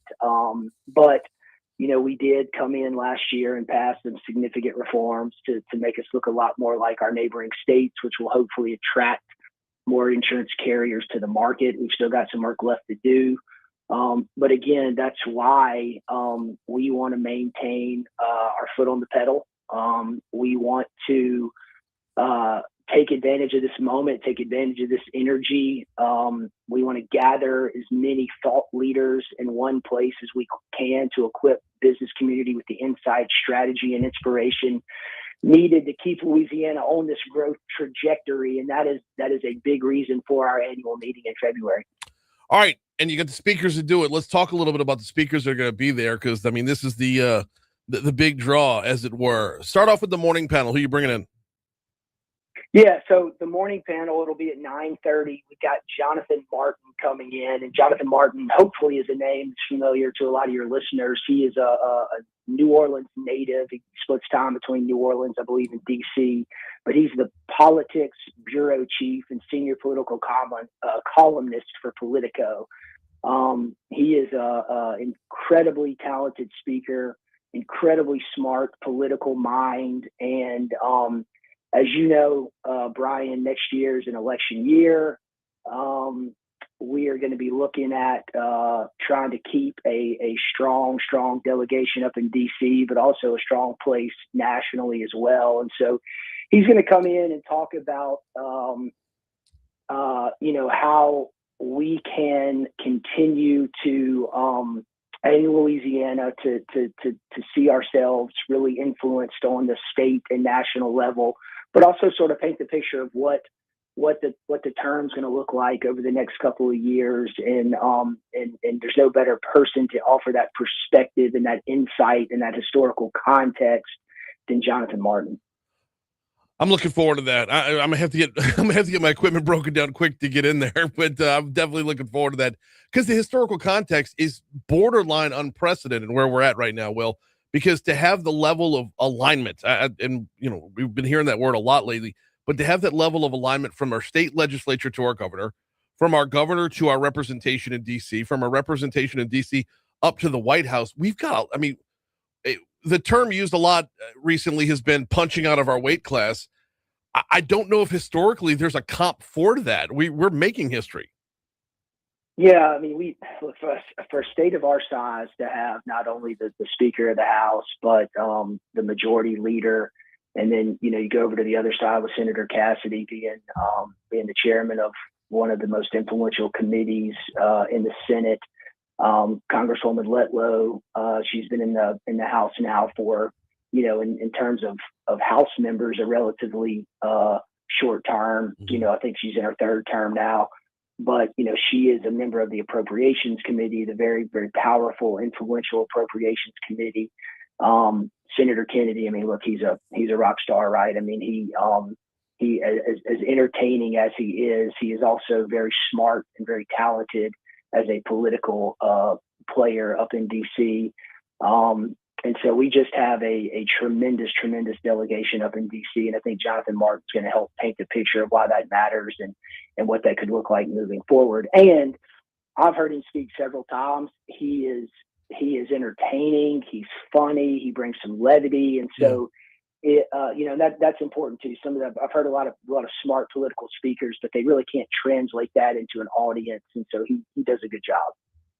We're talking with Will Green, President and CEO of the Louisiana Association of Business and Industry, kind of previewing their upcoming annual meeting, which February 11th. If you want to learn more, hit up labi.org, labi.org. It'll be on the events tab right there. Fast forward us to the keynote address. You're bringing on another Jonathan. Yeah, the second Jonathan Brill.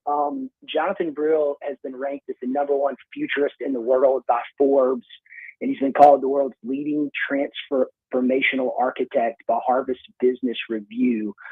He is going to address how AI can help businesses in Louisiana remain competitive with other states, support job creation, and help build a modern, resilient economy prepared for the next decade of challenges and opportunities. We really wanted to, as we thought about who would be a great keynote speaker, who's relevant, who's timely, who can inform, Jonathan's name kept coming up, and really, outside of, taxes and insurance, the biggest question we get from our members is questions on AI, questions on technology, questions on cybersecurity. And so we wanted to bring in a smart, entertaining keynote speaker that's written books, that's nationally recognized, that could talk about how AI is working in businesses. And so we're really excited to have Jonathan come and speak to our annual meeting crowd. How much of a sneak preview can we get on what Jonathan's going to say? Because when you talk about AI in business, it means something different for every business out there. So weaving together what we do here versus what someone else might do somewhere else, that's going to be fascinating. Yeah, so I think one of the things that caught me, and it's really cool. We get a chance to talk to these speakers before and sort of tell them, like, all right, look, here's the audience, here's kind of how we see, some of the themes going here in Louisiana, but we also want you to talk about it nationally.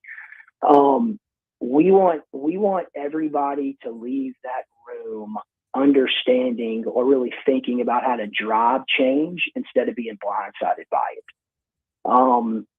Everybody said, hey, if you're not using AI or Chat GPT, you're losing out because your competitors are. Look, everybody knows that. Yep. I mean, he's going to go beyond just Chat GPT and AI. I think he's going to tell you how to strategically use that to drive change and be ahead of the curve instead of being behind it. And that's why he's such a talented futurist. That's why he can come in and really talk about the strategy that's necessary to plan for the future, anticipate and analyze trends and scenarios in business and in technology. And so it is going to, I think, be an exciting keynote for us. Something a little different that we've never really done. We've normally had political speakers or business speakers, and this is a business speaker with more of a technology trend. So I think it really is going to be exciting. Why? But it's a 1-2 punch though, because your political speakers in the panel. That's right. That's a great point. So you're hitting both at the same time. labi.org. Hit the events tab if you want to learn more about the when and where. Of course, it's February 11th at the Crown Plaza. Reception for members and legislature the night before over at 500 Main. Yeah, over at 5th and Main. The night before is our VIP legislative reception. And so we expect that to be a great crowd as well over at our headquarters. And so that'll be from 6:30 to 8:30 Tuesday, February 10th. And then the annual meeting gets kicked off the next morning. Registration is at 8:30. Jonathan Martin will be at 9:30, and then we'll have our annual meeting at 11. That's for members only. And then noon will be our keynote speaker, Jonathan Brill. Of course, the part that you can't guarantee, Will, is the part that is my favorite part of the lobby's annual meeting, is that it's the conversation in the hallway, man. It's by the time you walk out of the annual meeting, I know exactly what's going to happen in the legislative session. It's the most unreal thing. Like, it's every single time. Of course, I'm broadcasting my show from there, whether y'all like it or not. 6 to 9, I'll be there. And then, like, when I start talking to folks around, you get such a great pulse of what's going on and where we're headed. And even more of it comes from the panel and the keynote to just kind of give us that kind of direction to keep rowing. Yeah, no, I appreciate that, Brian, and having you there is great. And, we always get to have some good business folks and some of our speakers on your show that morning. But no, look, there's no better opportunity to talk to legislators, business people of all shapes and sizes at our annual meeting, all in one place, all excited. It's, the first big event of the year. Yep. All interested in talking and networking and figuring out, all right, how do we continue to move the state forward, really row in the same direction. And so I don't think there's a better opportunity and a better place to do it than at our annual meeting. He's Will Green, President, CEO of the Louisiana Association of Business and Industry, your state's Chamber of Commerce. Will, we always appreciate the time, brother. Talk to you next week. Thanks, Brian. Yep, absolutely. We're coming up on 750 at Talk 107.3 FM. Look, y'all know the drill here, right? It's Washington Mardi Gras, it's Lobby's annual meeting, and then it's the Pelican Institute, and then that is your legislative pregame right there. That is your legislative preseason. You know where you're headed from there, and then it's game on. 750. Here's your money now.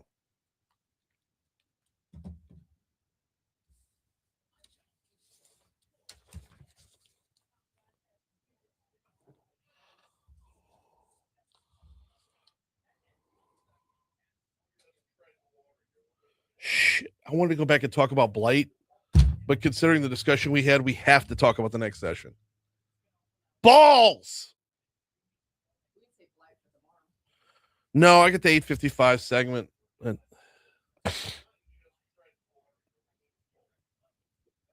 God, Will's so good. Oh!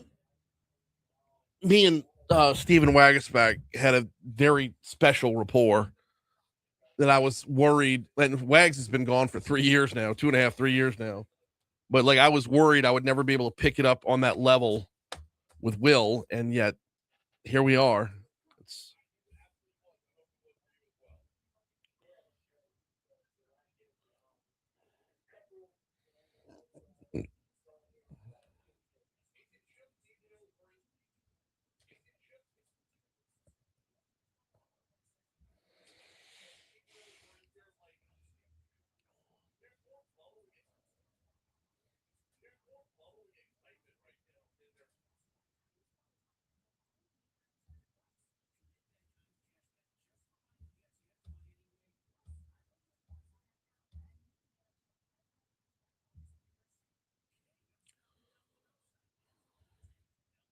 Yo, Brie Lynn sent me a meme via text during one of the breaks. It's a still shot from a TikTok, I think, but it's this confused looking dude says trying to figure out how TF you go out and steal the whole president. It's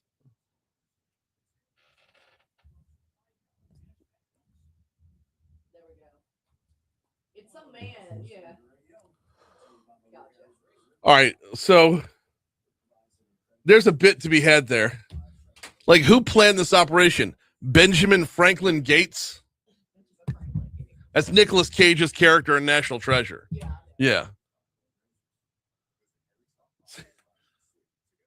Venezuela's out of control. What do y'all want to do? I'm going to steal the president.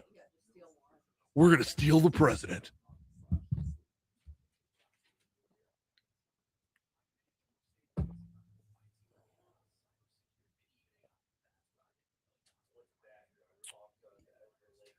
Got Ben Gates and Riley Poole are on the case. Riley, by the way, Jonathan Bartha, Riley Poole, he's been on the show before. Acquaintance of the show.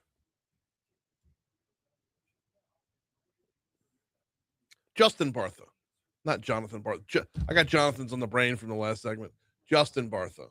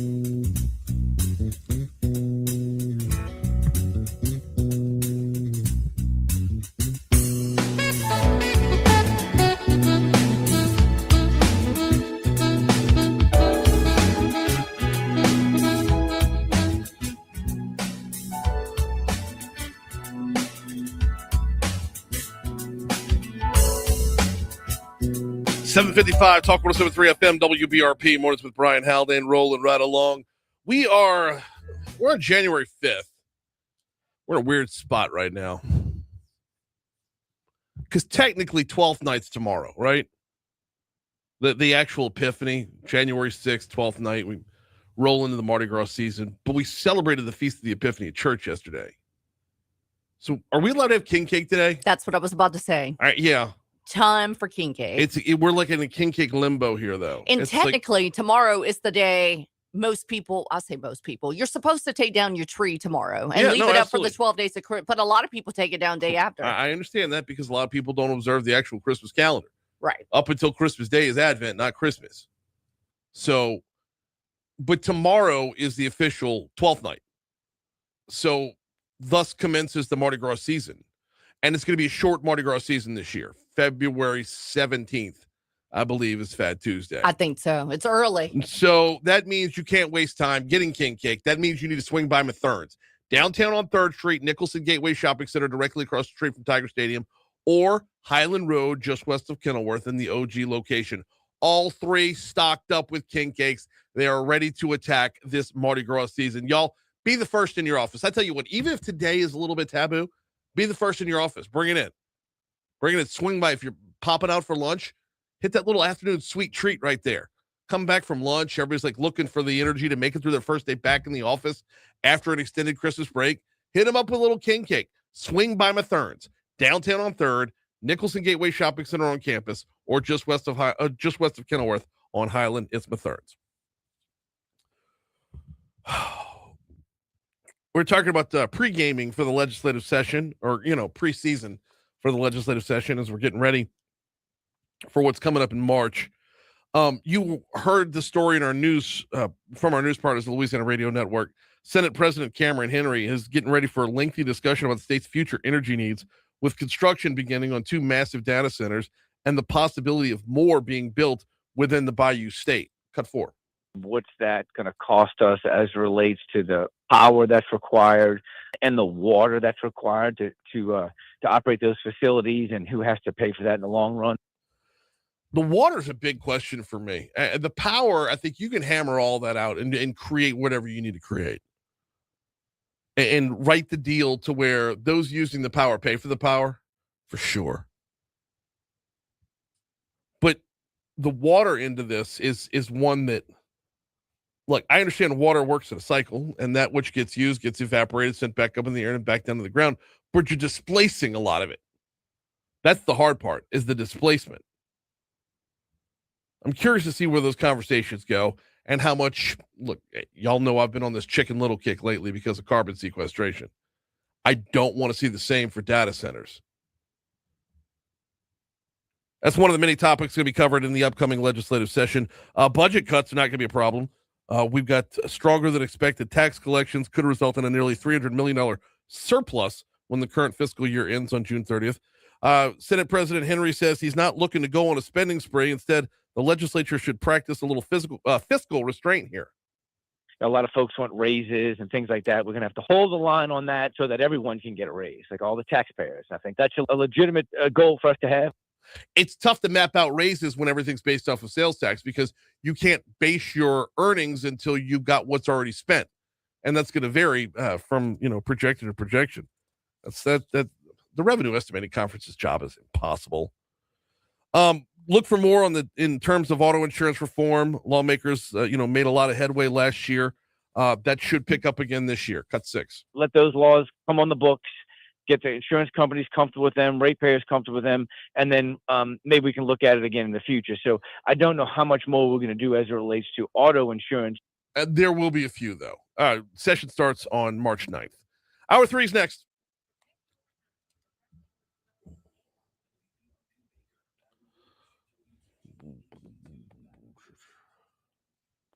March 9th. God, it's early.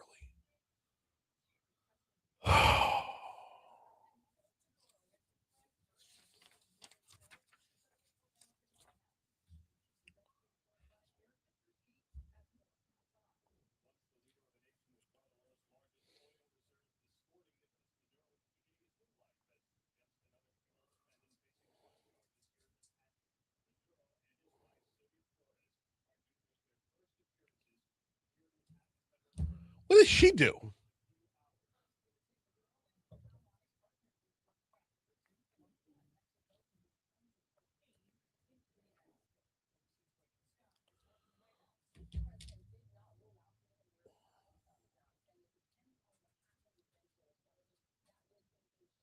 I'm going to put the National Border logo up for now, but I'm going to switch it. Just so I can get that thing out. Do you want that as featured?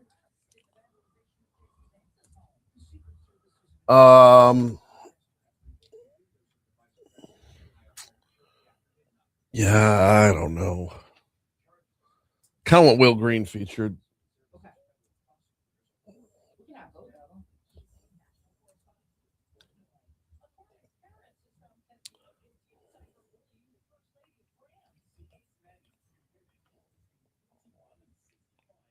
I found his headshot, but it's tiny. It's teeny. It is. Let me do this.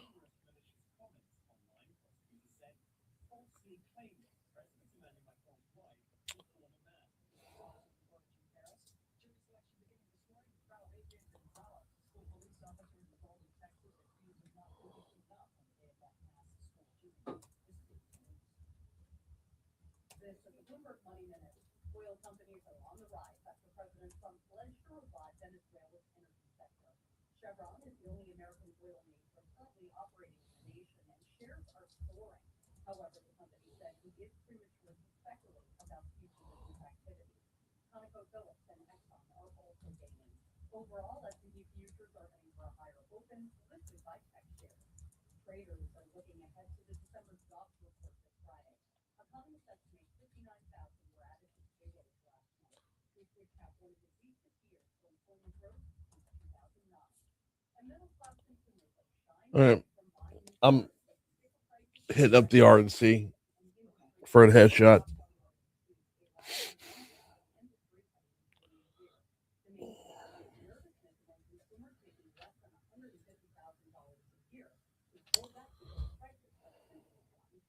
I think we're frozen. Or no, are you on?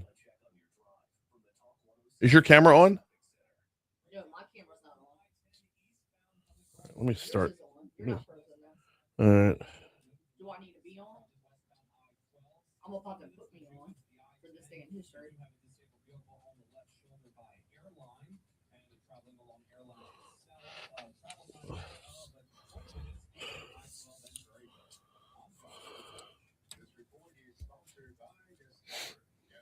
Discover's accepted at 99% of places to take credit cards nationwide.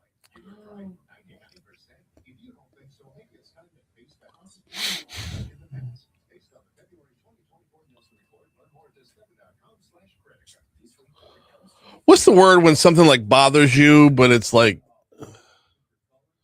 not a big deal, but it is a big deal?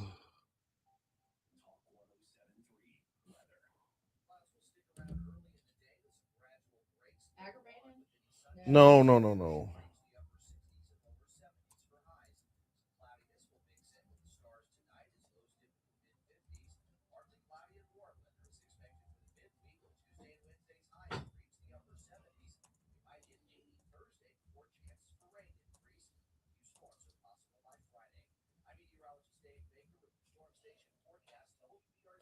Pet peeve.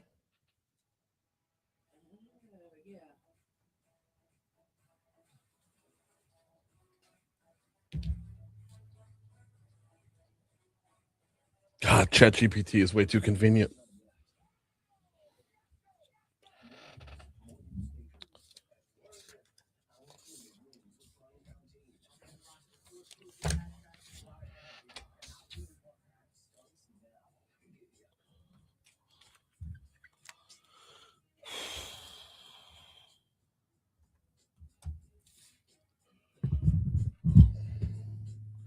.805 Talk 107.3 FM WBRP. Mornings with Brian Haldane, rolling right along. Hour 3 coming your way right now. Brian here with you. Bree Lynn producing. We're starting off the 8 o'clock hour, holding at 48 degrees in downtown Baton Rouge. Got to love that. We are, of course, broadcasting live from the 180 Pros studio. 180 Pros, 180pros.com is their website. 225-330-2200, their phone number. Got a busy hour for you this hour. We will speak with Moon Griffon, talk about everything under the sun with Moon, coming up at 8:15, and then we'll visit with New Orleans and Company. Alice Glenn going to join us at 8:35. They're coming off an unbelievable year. How do you replicate 2025 if you're New Orleans? Talk about hospitality, talk about hotel rooms, talk about travel, talk about all of it. Well, I mean, you're not going to have another Super Bowl.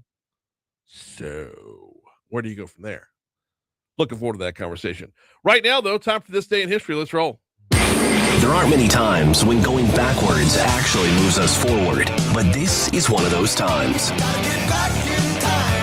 This Day in History. You've got to come back with me. Starting now on Talk 107.3. Of course, This Day in History brought to you by 5 Star Printing and Signs. My guy Danny over there, 271-4096. 271-4096. Of course, that's a 225 as well. We are super local. 5 Star Printing and Signs. You'll find them physically in Denham Springs, where they service the entire area. Check out printshop5.com and learn a little bit more about what they do. Look, branding is unbelievably important. It's the beginning of the year. What do you want to put your logo on? Slap it on some merch. What are you talking about putting on like a thermal mug like I got over here? Like I'm repping the Borghardt Law Firm mug right now because I set my Sadvocate mug to the side. This kind of thing right here, this is what Danny does. Does it better than anybody else. Also, it's about to be political season, and you want to talk about Danny's wheelhouse, helping you out with your campaign. Whether you're talking about the campaign signs in the yard, the door hangers, the brochures, the mailers that go out where the whole family wears white and you have a magic golden shepherd, all these things. 271-4096 or printshop5.com for 5 Star Printing and Signs. All right, Bree Lynn, what we got? All right, in 1709, the Great Frost begins during the night. It's a sudden cold snap that remains Europe's coldest winter ever. Thousands were killed across the continent and crops failed in France, which is interesting. It's the Great Frost? That's what that doesn't sound very intimidating. The Great Frost. Blizzard. Dun, dun, dun. Freeze. Right. Like frost, we have frost in Louisiana. Right. The Great Frost. The Great Frost. Pardon me. 1836. Had a touch of snow, did you? Davy Crockett arrives in Texas to aid the revolution. What? Davy Crockett in 1836. Yep. 1896, a German newspaper publicly announced the discovery of X-rays, which I thought that was a 1900 thing. Yeah. But that was back in the 1860s. Let's see. 1914, Henry Ford announced his $5 minimum wage per day, doubling most workers' pay from $2.40 to $5. Go ahead, Henry. I know. Let's see. He also reduced the hours in the workday too, didn't he? Yeah, he did. It went from 9 hours a day to 8. God bless it. All right, let's see. 1949, U.S. President Harry Truman labels his administration the Fair Deal. Okay. 1957, Eisenhower asked Congress. He asked them to send troops to the Middle East. Did he know? What year was this? This was 1957. Okay. 1959, Buddy Holly releases his last record, It Doesn't Matter. He was then killed in a plane crash 29 days later. Really? I didn't realize it was that close. Me either. 1970, the soap opera All My Children premiered on ABC. Okay. 1972, U.S. President Nixon signs a bill for NASA to begin research on a manned space shuttle. 1993, former MLB player Reggie Jackson elected to the National Baseball Hall of Fame. Mr. October, as it were. And that's all I got. Also, he tried to kill the Queen of England. I don't know if you remember that or not. Yeah, he did. It was okay though. His whole plan was foiled by Lieutenant Frank Drebin of Police Squad. You're like, I know he tried to kill her, but it's okay. No, I mean he was stopped by. Well, it was either Frank Drebin or Enrico Palazzo. It was one of the two. Dang, no clue. I know. It's the movie The Naked Gun, Brie Lynn. Oh, okay. I gotta watch the movie. Come on. Oh, you've never seen it? No. Okay. Then that just flew right. Okay. Then that's my bad. Wait. Yeah, you were making a joke. Yes. Oh, Leslie I Nielsen. thought this really happened in real life. No. What baseball player is going to try to kill the Queen of England? Okay. Birthdays. We have Bradley Cooper, 51 today. Diane Keaton. Yep. Even though she passed away last year, she still has a birthday. Well, yeah. Marilyn Manson, 57 today. Really? Okay. Yeah. What else you got? I got Robert Duvall. It's his birthday today. It is also longtime St. John's basketball coach, hitting a little classic NCAA action. Luke Carnesecca's birthday. He was born in 1925. This is such a deep hit from the Saints. Like, this is a deep pull for Saints fans. Today is Ronaldo Turnbull's birthday. He was born in 1966. And, of course, Mayor President Sid Edwards is his birthday as well.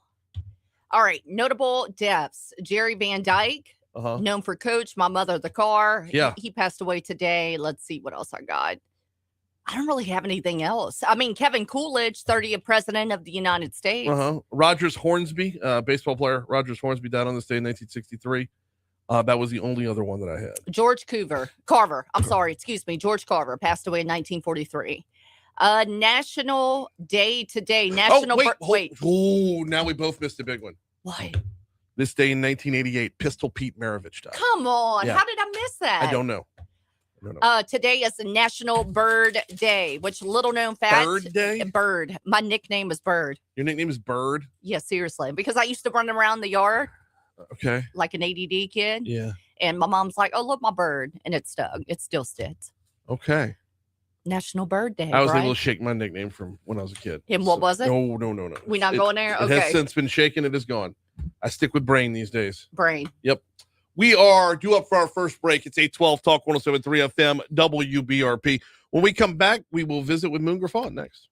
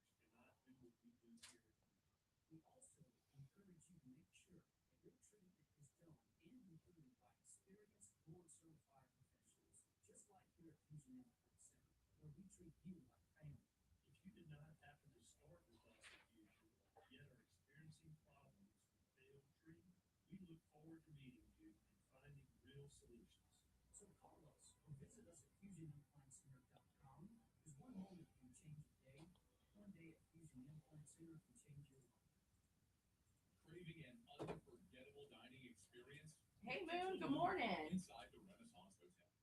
I'm doing good. How was your holidays? I'm so glad. We'll be coming in just a bit, okay? Prestigious honor. Join us for live music every Wednesday, Thursday, and Friday, or enjoy our weekly Blue Plate lunch specials and happy hour favorites. Visit Tallulah at the Renaissance Baton Rouge, where every is a celebration. Now, a check on your drive from the Talk 107.3 Traffic Center. Breakdown cleared on I-10 eastbound coming across the new bridge. On the westbound side from Highland, no delays. Traveling westbound I-12, 16 minutes from Juba to the I-10. You do have a disabled vehicle on the left shoulder by Airline, and traveling along Airline itself. Travel time there of 20 minutes between I-12 and Prairieville. I'm Joshua Touch. This report is sponsored by Discover. Guess what? Discover's accepted at 99% of places that take credit nationwide. You are stuck in the past. Based on the February 2024 Nielsen report, learn more at discover.com/credit. This report comes to you from the Talk 107.3 Traffic Center. Looking for a real estate closing partner in Baton Rouge that offers mobile closing services? Mid-City Title, midcitytitle.com.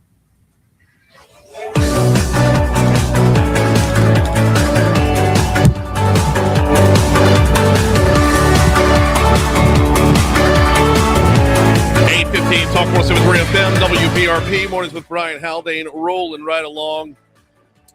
Getting to Moon Griffon here in exactly 60 seconds. Enough time for me to share a little story with you real quick. Christy and I took the plunge, y'all.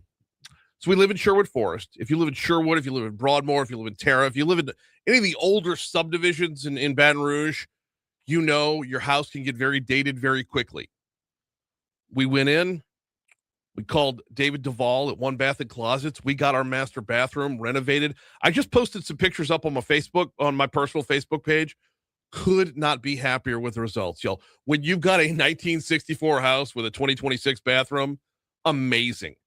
The intricate, the attention to detail is beyond compare. The overall results are just awesome. We're still waiting on the glass to come in for the shower door, but I could not be happier. Christy could not be happier. We went in big for our Christmas present, and we called One Bath and Closets, 225-460-2271, 225-460-2271. David and his team were just perfect from start to finish. Well, we're not finished yet. We got to get the glass door in. But we're absolutely loving it, and you will as well. Time for that update. Time for that upgrade. Call One Bath and Closets. All right, joining us now, kicking off the new year, we got Moon Griffon. How are you, brother? Man, I am rested and ready to roll. Except for fighting a few sinus problems. Other than that, the holidays couldn't have went better. Now, everybody's got something right now. I hit like 2 days worth over the holidays. I just had like the all the symptoms of flu without the flu. It was just like I didn't the have any, aching. just, when you're in 80-degree weather, seems like for 5, 6, 7, 8 days, 75, 80, and then you're 30 and 32 and 34. Man, my sinuses are always act up in that. And that's really what I was fighting, Brian. Thank God I didn't have the flu. That'd have been worse. No, yeah, absolutely. And the sinus thing is especially in our line of work, man, when you got to yap for 3 hours, it's having the sore throat or the cough or even worse, losing the voice altogether. It's never a good thing. Well, I had that happen many a times. I got to say, it's just the way it is. Yeah. So let's start off the new year. What are you looking at to start the new year here? Are you sticking with the I want to kind of triage and make sure the Senate race doesn't happen before the Senate race happens. What's on your radar to start things off?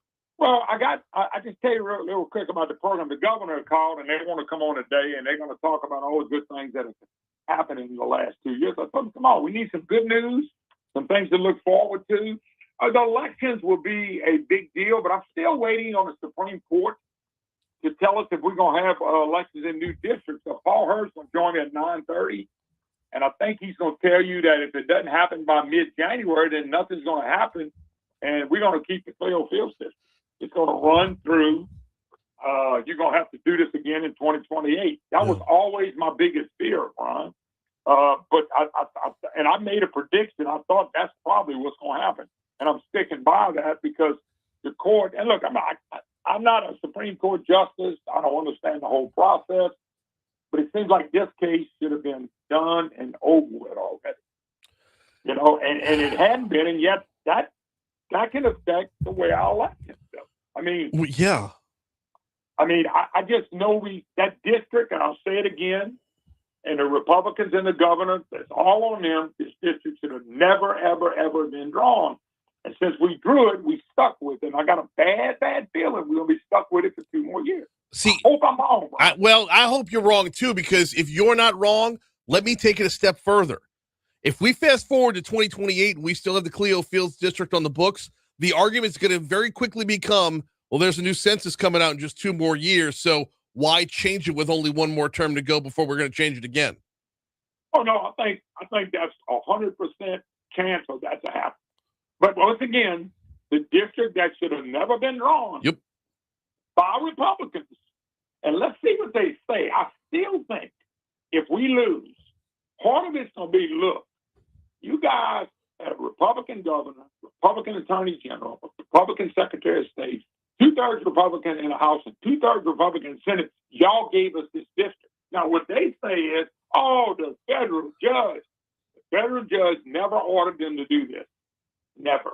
And so that's still my frustration. But that's a big deal, Brian, because that starts out in probably the next couple of weeks, sometime this month. We're going to get the answer to the questions that you're asking. And to me, this could be the biggest thing that happened in the state We're going to go through a legislative session. It's always up and down and eerie, but I think that, and then the elections become very, very important because at the end of the year, our elections will affect what happens in Washington, which will affect the president.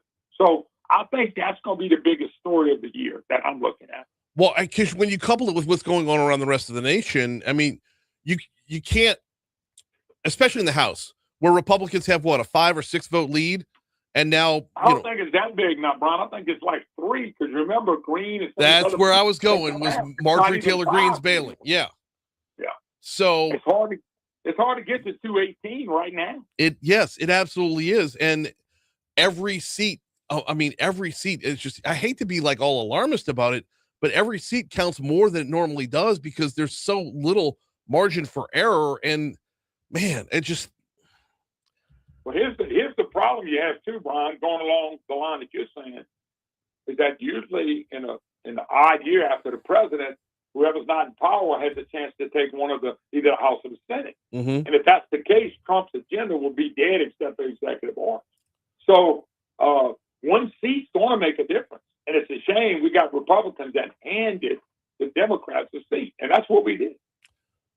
We're talking with Moon Griffon. He's live here 9 to 11 weekdays on Talk 107.3 FM, of course, statewide, 9 to 11. Moon, you talk about that, pushing things nationally. I had Grover Norquist on the show on Friday, and then turn around and Daniel Earthsbomber filling in for you had Grover on again. But we were talking about how difficult it is to get something through the Senate right now. With the filibuster, you got to have 60 votes every time out. This just further exacerbates the problem on the House side.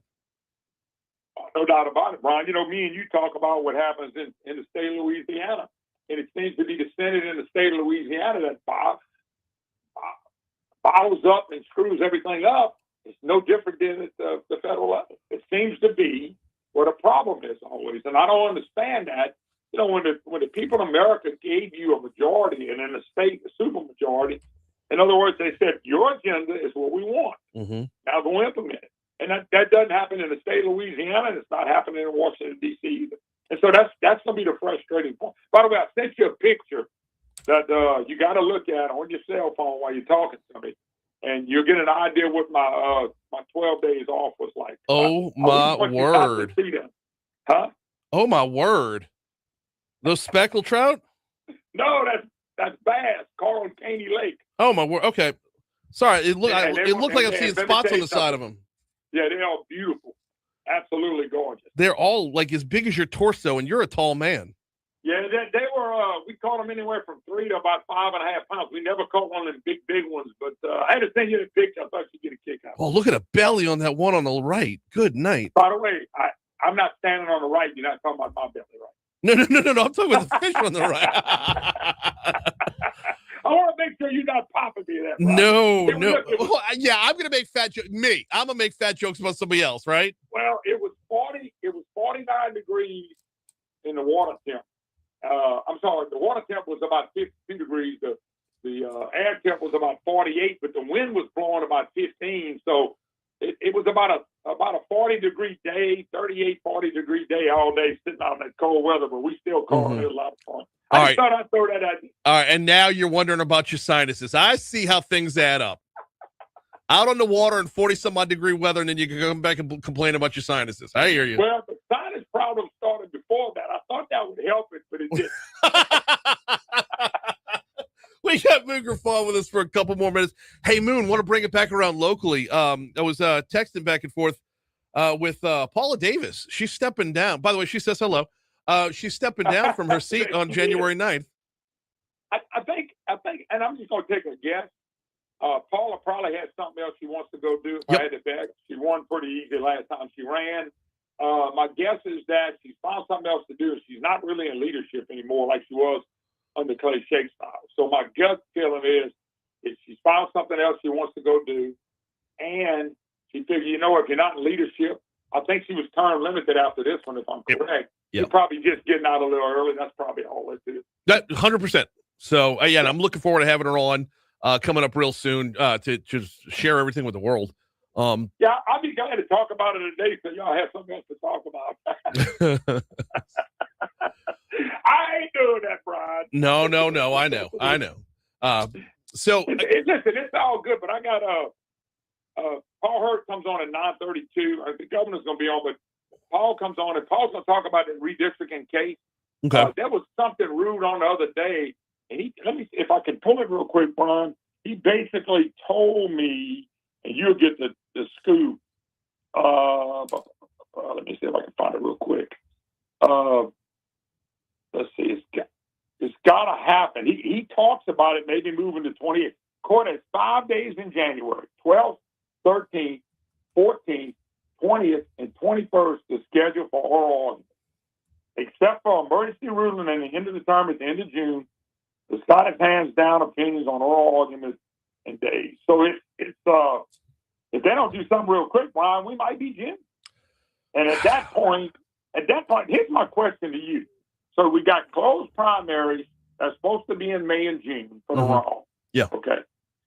If you don't have a district, does that mean the district that we in that we do closed primaries for the Republicans because it's scheduled still? So do you kick the district and do that now, or do you say because Cassidy might have a case to say, hey, how come I'm getting closed primaries but these people are not? I think there's more quotes, more lawsuits, and all that to come. You may have a deal where you don't have any closed primaries. That was my second concern. And I predicted that we'll probably end up with no closed primaries. I'm not convinced we're going to have closed primaries yet. Not this year.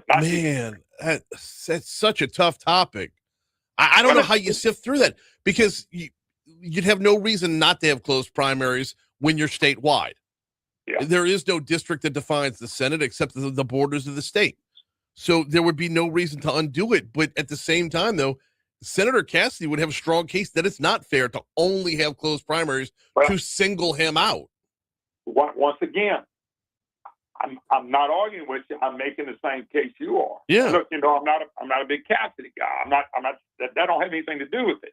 I think Bill's gonna have a case to say, my God, I got to go through this, but they don't. Right. And now you're going, one race is gonna have to do this because there's no Public Service Commission race. There's no Bessie Board races. His race will be it. And he might have a case. I'm not saying he can't win that in court because, once again, this seems to be so screwed up, and it didn't have to be like that. If you don't draw the Cleo Fields district, we're not even having this argument, in my opinion. Oh, man. And time is going to be Senator Cassidy's enemy on this one. Well, maybe. It might help him. It might help him to change things because the timeline is so screwed up now, or could be. It's not yet, but it could be, and he might can make the case that the time is bad too. So that could be a benefit for him. I can see how it could be a benefit as well. Has Nancy Landry sounded off on this, even in the hypothetical sense? No, Nancy just said earlier, and I had a talk I had on, I don't know, it must have been a month ago. She said, Moon, I just need clarity as soon as I can so we can get this done. And that was her only case. Now, she didn't put a deadline on it, but once you get past the middle of January, she's probably going to stick a deadline on it. Well, I think she ain't going to have any choice. So I asked because she's going to be the guest at the Baton Rouge Press Club today, and I planned on attending specifically to ask if Paula Davis's seat could get replaced before the session starts. But now I got to add this question to the mix.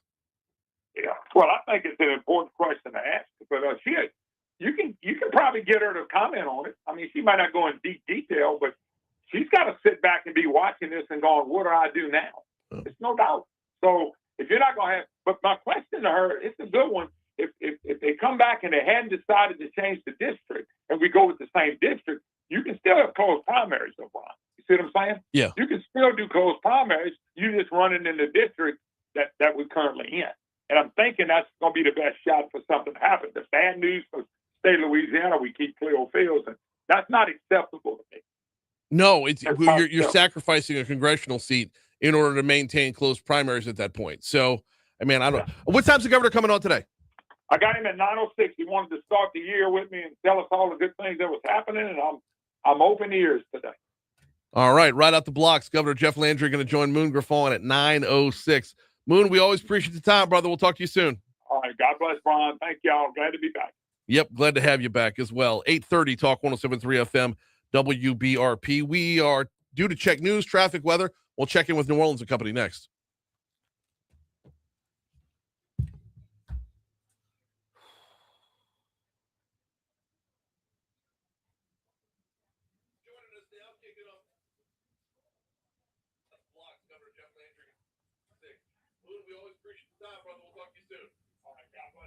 Good morning, Top 107.3.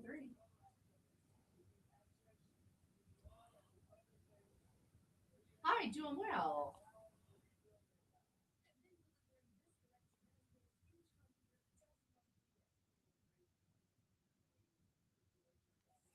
Yes, sir. You want it? Happy New Year. Yes, sir. You want me to put you on hold and I'll let you speak with Brian yourself? Okay.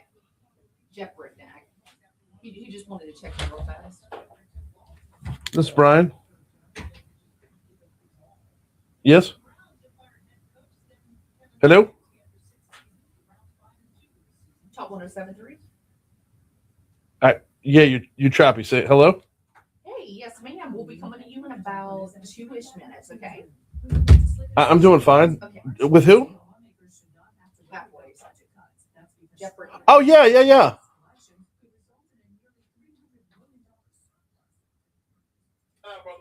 What? Happy New Year to you as well. Yeah, y'all have something coming up?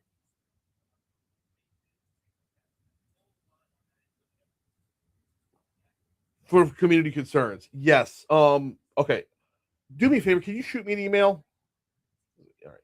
It's my name, brian.haldane@guaranteemedia.com. Appreciate it, man. All right. Yep. Let me get back at it because we got a guest coming up. All right, thanks.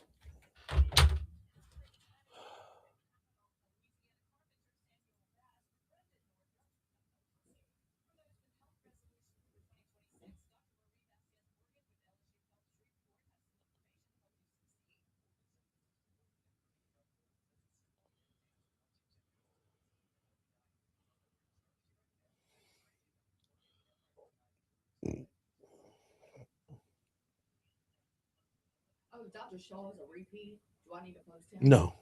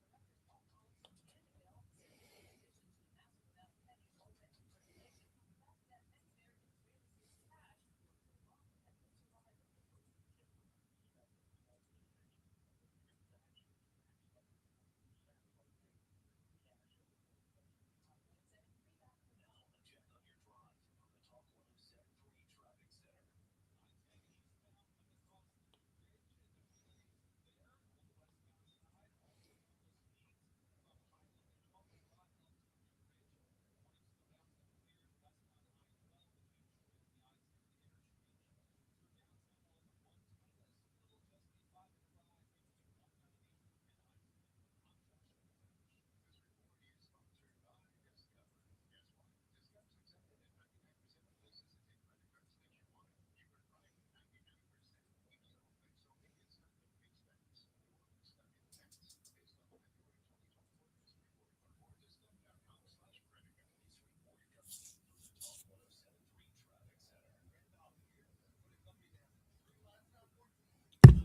All right.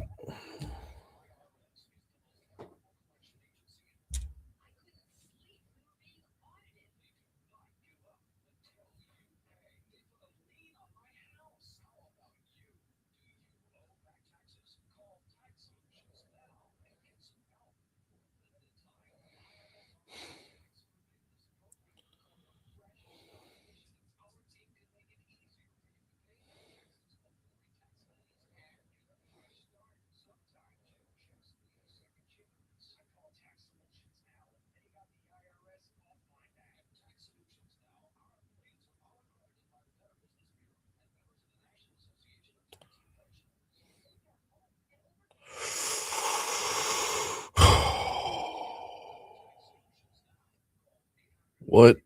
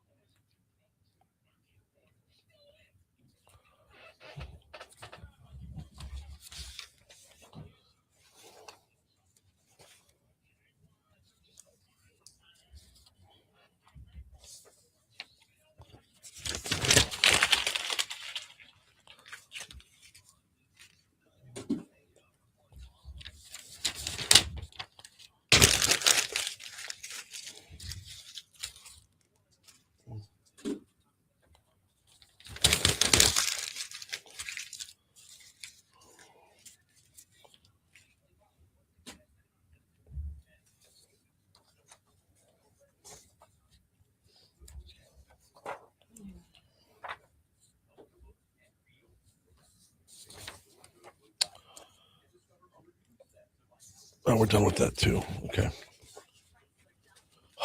Love slimming out the stack by the end of the show. I hate going back to my office and having a stack of papers that I'm already done with. It's like let's get done. Oh man, that's Alice on the hotline. Awesome. They can hear what's going on the station, can't they? I think so. I think so too. Why? Because one time they were like, "Oh, I was just dancing to the music." Uh.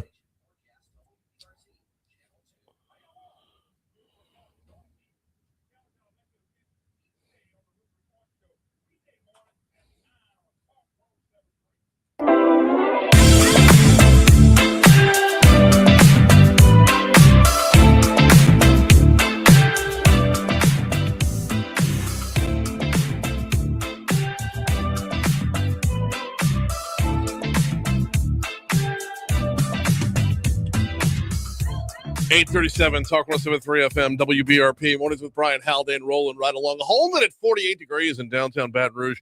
Broadcasting live from the 180 Pros studio. We're not anywhere near done just yet. We are going to pivot right now, head on down to New Orleans. Check in with New Orleans and Company. We get Alice Glenn, Executive Vice President, joining us. Happy New Year. How are you? Happy New Year, Brian. I'm doing great. Great to be with you this morning. No, glad to have you on. We got a lot of ground to cover. Do we start by looking back on 2025 or do we start by looking ahead? Because, 2025 recap for New Orleans is kind of ridiculous. It was a lot. It was a lot. I tell you what, let's start off with the most somber of all of it before we move on to some more positive things. Obviously, the remembrance of those who were killed in the attack on January 1st of 2025. Tell me a little bit about how it went. Absolutely. Well, January 1st, 2025 was a day that forever changed, not just our city, but our whole state and community. To experience such a heinous act of violence like that impacted us in ways that we're still, I think, coming to grips with. So we've just wrapped 4 days of remembrance for those lives lost. And I think what really stands out to me is that, we affirmed through, a beautiful and I think really uniquely New Orleans and uniquely Louisiana remembrance through the second line in the sky on Bourbon Street that was put forth by some of our most creative culture bearers and artists and business people in the community as a way to really visually demonstrate our commitment to remembering and honoring the lives that were lost, but also to do that in a way that is beautiful and is really unique to our culture and to our people. And I think we did that again this year on New Year's Day 2026. We had a really fantastic New Year's Eve, great concerts on the river, put on by French Quarter Fest. And fireworks, the fleur-de-lis drop, all of the fantastic events around the Sugar Bowl, which was absolutely incredible. I mean, what a game. And really just like, what a weekend. Great weather, 90% hotel occupancy, the game sold out. Really, it capped off a year that was, as we said at the top, it was just a lot. It was a lot of a lot of challenges, but now we're turning the page to 26. How do you turn with so much that went down though? It's you talk about the Super Bowl, you talk about UFC, you talk about launching Vision 2035, which is going to be no small marker moving through this year as well. And then the concerts too. Talk to me a little bit about the concerts and how you move forward. Oh gosh. Well, you said it. We started off, really even before the Super Bowl, Brian, remember a historic 100-year snowstorm? Oh, there was a lot going on. I think, Super Bowl, UFC, so many of the major events, the concerts and festivals that we hosted in 25 really, I think, demonstrate what a world-class city we live in here in New Orleans and get to visit. We're so incredibly fortunate to be in this unique place. And I think, some of the things that I was really most proud of through the year were some of the ways that we were able to elevate those core cultural assets, the food, Michelin Guide to the American South, awarding Michelin stars to restaurants here in New Orleans and across the state for the first time ever. The UNESCO World Heritage designation, a creative city for music. I mean, these are things that we all know. Living here in South Louisiana, especially, we know that our food is incredible. We know that our music is world class. But to be able to have that demonstrated and recognized on the world stage, I think just really emphasizes for us that we live in the greatest place in the world. It really is. It's been a phenomenal year, a banner year to be sure. And yeah, it didn't matter where I started. I was going to miss 100 things. The UNESCO designation is a big, big deal. It's a huge deal. It's something that our team, along with many partners through the committee, have been working on for several years now. We're one of only 10 U.S. cities in the Creative Cities Network. And really, this gives the recognition and visibility internationally and a platform for our musicians to really be able to expand their networks and collaboration opportunities. And again, just reinforces that we're a global destination. We're a world-class city. Okay, so this is where we transition to 2026. Is there a way to determine that the UNESCO designation at 25 landed the Rockin' 1000 for 2026? Well, our team worked really hard to land Rockin' 1000. We're really excited. That's one of the first big events that we'll host here in 26.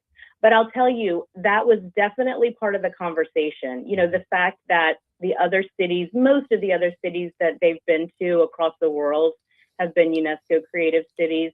And they just recently partnered with the UN on a couple of activations. So I think there's no question that this is the first of many opportunities that the UNESCO designation will help us land. But Rockin' 1000 is going to be a blast. I really hope that if you don't have plans on January 31st, that you take a trip down to the Superdome to see 1,000 musicians performing on the floor of the Dome. It's going to be like the most unique, fun concert you've ever been to. So the sheer numbers of it, I mean, it's hard. Look, take this in the spirit it's given. With the sheer numbers of it, it's hard not to just envision like a junior high band director. You know how they have trouble. But when you have 1,000 musicians, that's a lot to coordinate. That's a lot going on. And I know that the sound of it, the vibe of it, the overall feel of it is going to be overwhelming. It's just trying to visualize that kind of number. I can't put a picture in my head.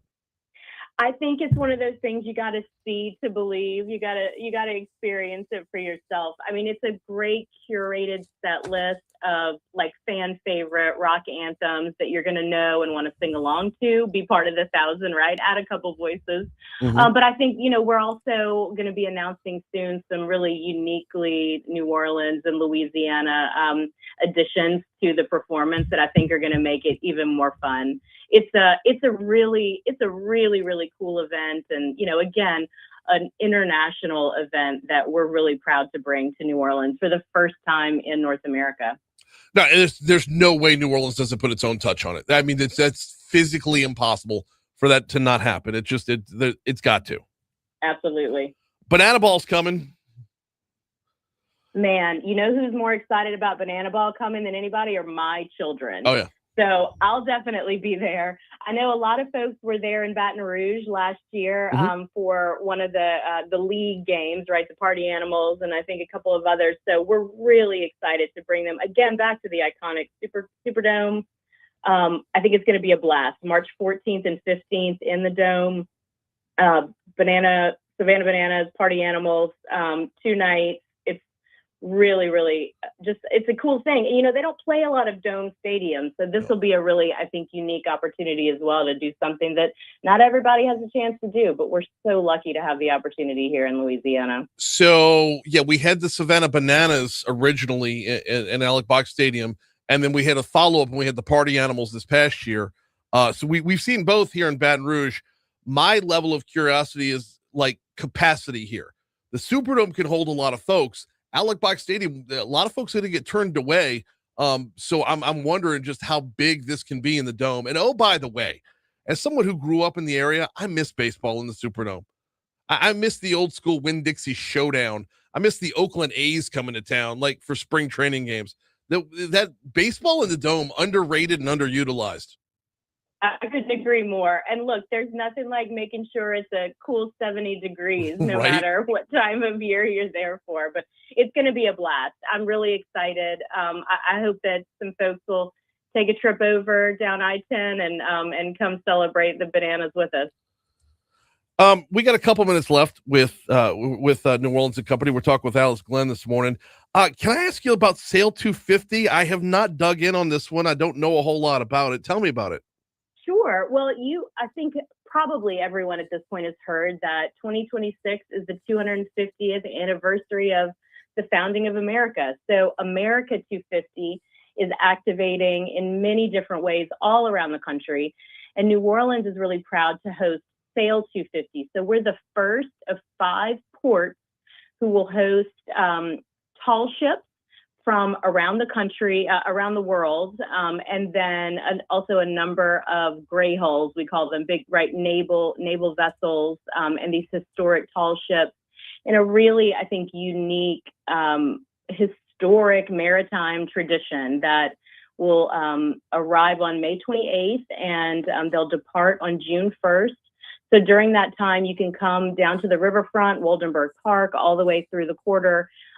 You can tour some of these historic ships, look on the decks. There'll be many of the sailors there doing different activations, festivities, a cooking competition, and lots of other really fun events. Partners like the Coast Guard, the National Guard, the Port of New Orleans, the America 250 Louisiana Commission, and then countries from around the world. It's going to be a blast. Oh, how cool. Very cool. That really walks us through kind of the 3 big events for the first half of the year. What else am I missing before we get you out of here? Well, there's so much going on. I mean, I don't have to, like you said, the list is too long.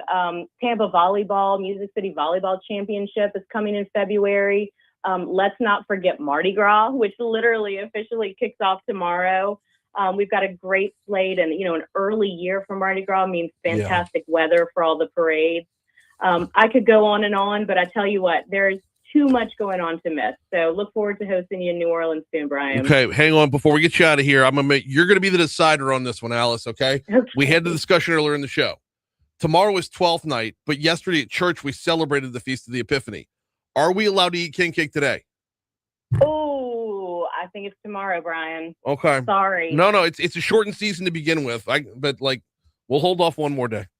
I think it'll be sweeter tomorrow for the waiting. She is Alice Glenn, Executive Vice President at New Orleans and Company. Always appreciate the time. We'll talk to you soon. Talk soon, Brian. Happy New Year. Happy New Year Take care. to you. Absolutely. We're coming up on 8:50 at Talk 107.3 FM at WBRP. We're not done yet, y'all. We're done with guests, but when we come back after the break, we're talking about the fight against blight. Mayor President Sid Edwards, happy birthday to him. He's up in Detroit right now, looking at knocking down buildings. They've knocked down more than 45,000 in the Motor City as they look to rebuild what was just a very dismal picture, and they are rebuilding it. What does that look like on our home front?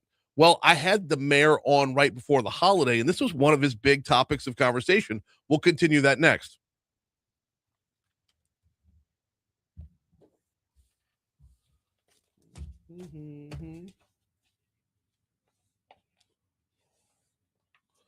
Morning.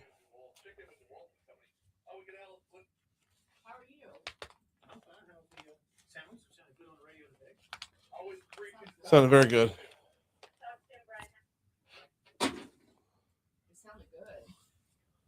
Yup. Okay, can you play for me cut 2 so I can hear it in Q? So I'll know how to set it up.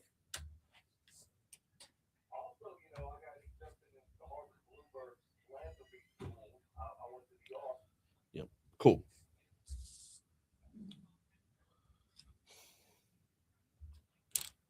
Sale 250 is gonna be awesome. I'm friggin' fired up about it. You know what I want to see? If I had $1 billion, you know what I would do? I would build the Pride. You know what the Pride is? The Pride is the flagship of Jean Lafitte's fleet of ships.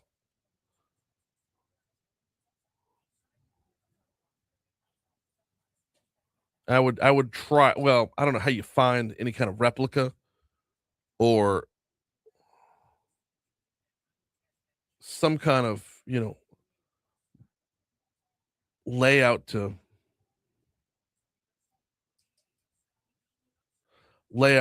try and replicate it. How do you do that? I know in 2012 somebody found something in the Gulf of Mexico that they believe was his ship.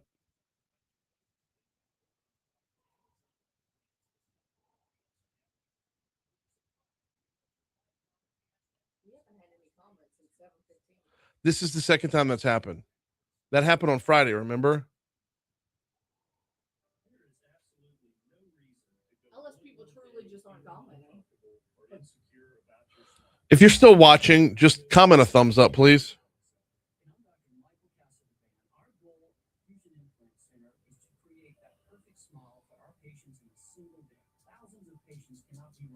That's why dentists from all over this state trust us with their patients and family members. Every doctor here at Fusion Implant Center is board certified. We have the same staff, same doctors, same skilled care through your entire experience, unlike the corporate-owned centers. It's the advanced training and skill level of our surgeons that ensures your procedure is done correctly, painlessly, and cost-effectively. They're watching. All right. Said you'll have to use my thumb. You could use whatever finger you want, Byron.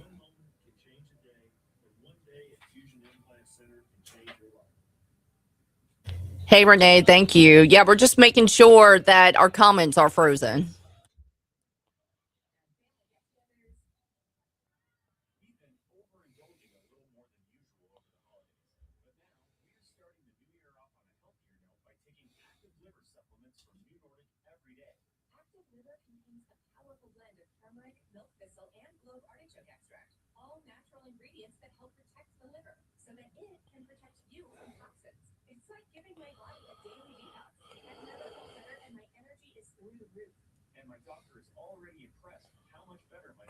So good. Some of your priorities this year. Get Active Liver today and start the year off knowing you're giving your liver some well-deserved relief. Active Liver is available online at Amazon or NewNordicUSA.com. Or pick some up today at your local CVS, ShopRite, Meyer Grocery. Are now available at Wegmans. New year, new you, new Nordic. Louisiana is losing land faster than almost anywhere on the planet. A football field of land every 100 minutes. Restore the Mississippi River Delta has been working daily to identify and advance solutions. By reconnecting the Mississippi River to our wetlands, we can restore natural habitat and fortify storm protection. Our vulnerable coastal communities and way of life depend on us putting our future coast first. Visit MississippiRiverDelta.org to learn how you can make a difference for our coast. Looking for a dining experience where every meal is crafted to perfection? Come to Little Village for their famous village bread, pasta, fresh seafood, and mouth-watering steaks. Pair your meal with their signature cocktails and fine wines. Don't miss our $19 daily specials, including a side salad and a scoop of vanilla bean ice cream. Or join us for Sunday brunch with bottomless mimosas. Little Village, downtown on 3rd Street or Airline Highway in Baton Rouge, where good times and amazing food come together. Now, a check on your drive from the Talk 107.3 Traffic Center. I-10 eastbound coming across the new bridge, and no delays there on the westbound side. Also normal speeds from Highland and 12-minute ride up to the new bridge. Morning slowdowns have cleared the westbound I-12 between Cuban and the I-12 interchange. Through downtown on the 110, still just a 5-minute ride between 190 and I-10. I'm Joshua Dash. This report is sponsored by Discover. Guess what? Discover's accepted at 99% of places to take credit cards nationwide. You heard right, 99%. If you don't think so, make it All right. Discover.com/credit card. This report comes from the Talk 107.3 Traffic Center. Bayou Ford and Bayou Chrysler Dodge Jeep Ram. 5 brands on one lot. Shop BayouAutomotive.com.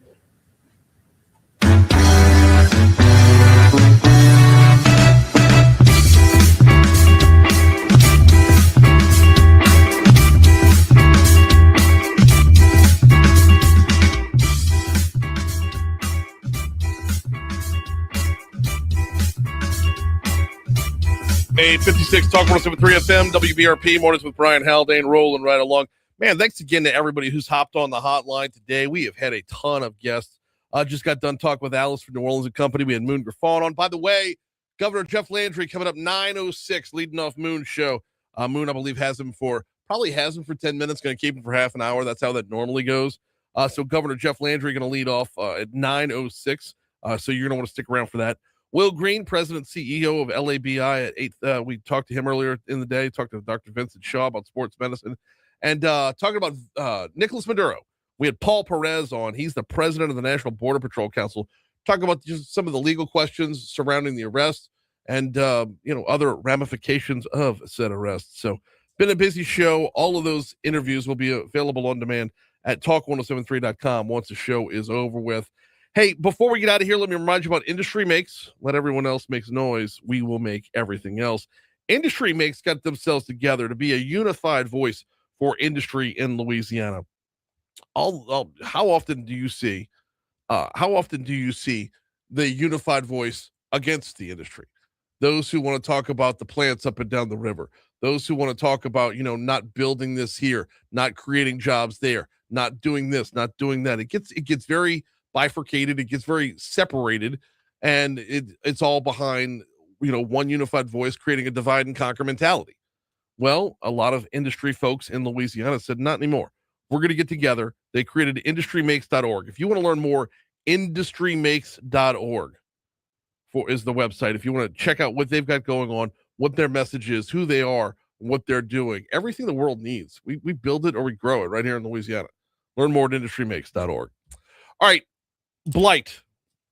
Going to be a big topic in this year. And I know that because the Advocate has an article telling us that our Mayor President Sid Edwards, a number of members of his team, and a couple of other Baton Rouge leaders are all in Detroit right now learning about fighting blight. In fact, the article from the Advocate talks about the job that they've done in Detroit, knocking down buildings, or regaining and refurbishing, putting them back into service. Started with 47,000, they're down to just 942 blighted properties in Detroit. Well, here in Baton Rouge, those numbers are a lot smaller, but we can learn a lot there. And I know this is going to be a big deal for Sid Edwards, not just because of the Detroit trip, but he also is learning at Harvard. Also, I got accepted into the Harvard Bloomberg Philanthropy School. I went to New York, and I have to pick an initiative. And I really wanted to pick crime. Right. But I went with blight. I'm sending 7 people to Boston in March. I go to graduate in April. And this is an organization that's going to help us in Baton Rouge with some of this, the blight initiative. Jennifer Richardson, Keep Tigertown Beautiful. Yep. Partnering with the Grove. And you get out from right there because we only got 10 seconds left. But it tells you right there, it's on his radar in a big, big way. So look for movement. We went from 49 houses up to 200. That's only going to go up from here. All right, that's it for us. Moon Griffon, Jeff Landry, the next. All right, Facebook, we got to get out of here, y'all. I will see you tomorrow. We got a lot cooking. You know what? I don't want to spoil it. Let me make sure everything's confirmed before I start teasing. But you know where to get the tease, right? The video will be up on Twitter later on today. We'll see you tomorrow.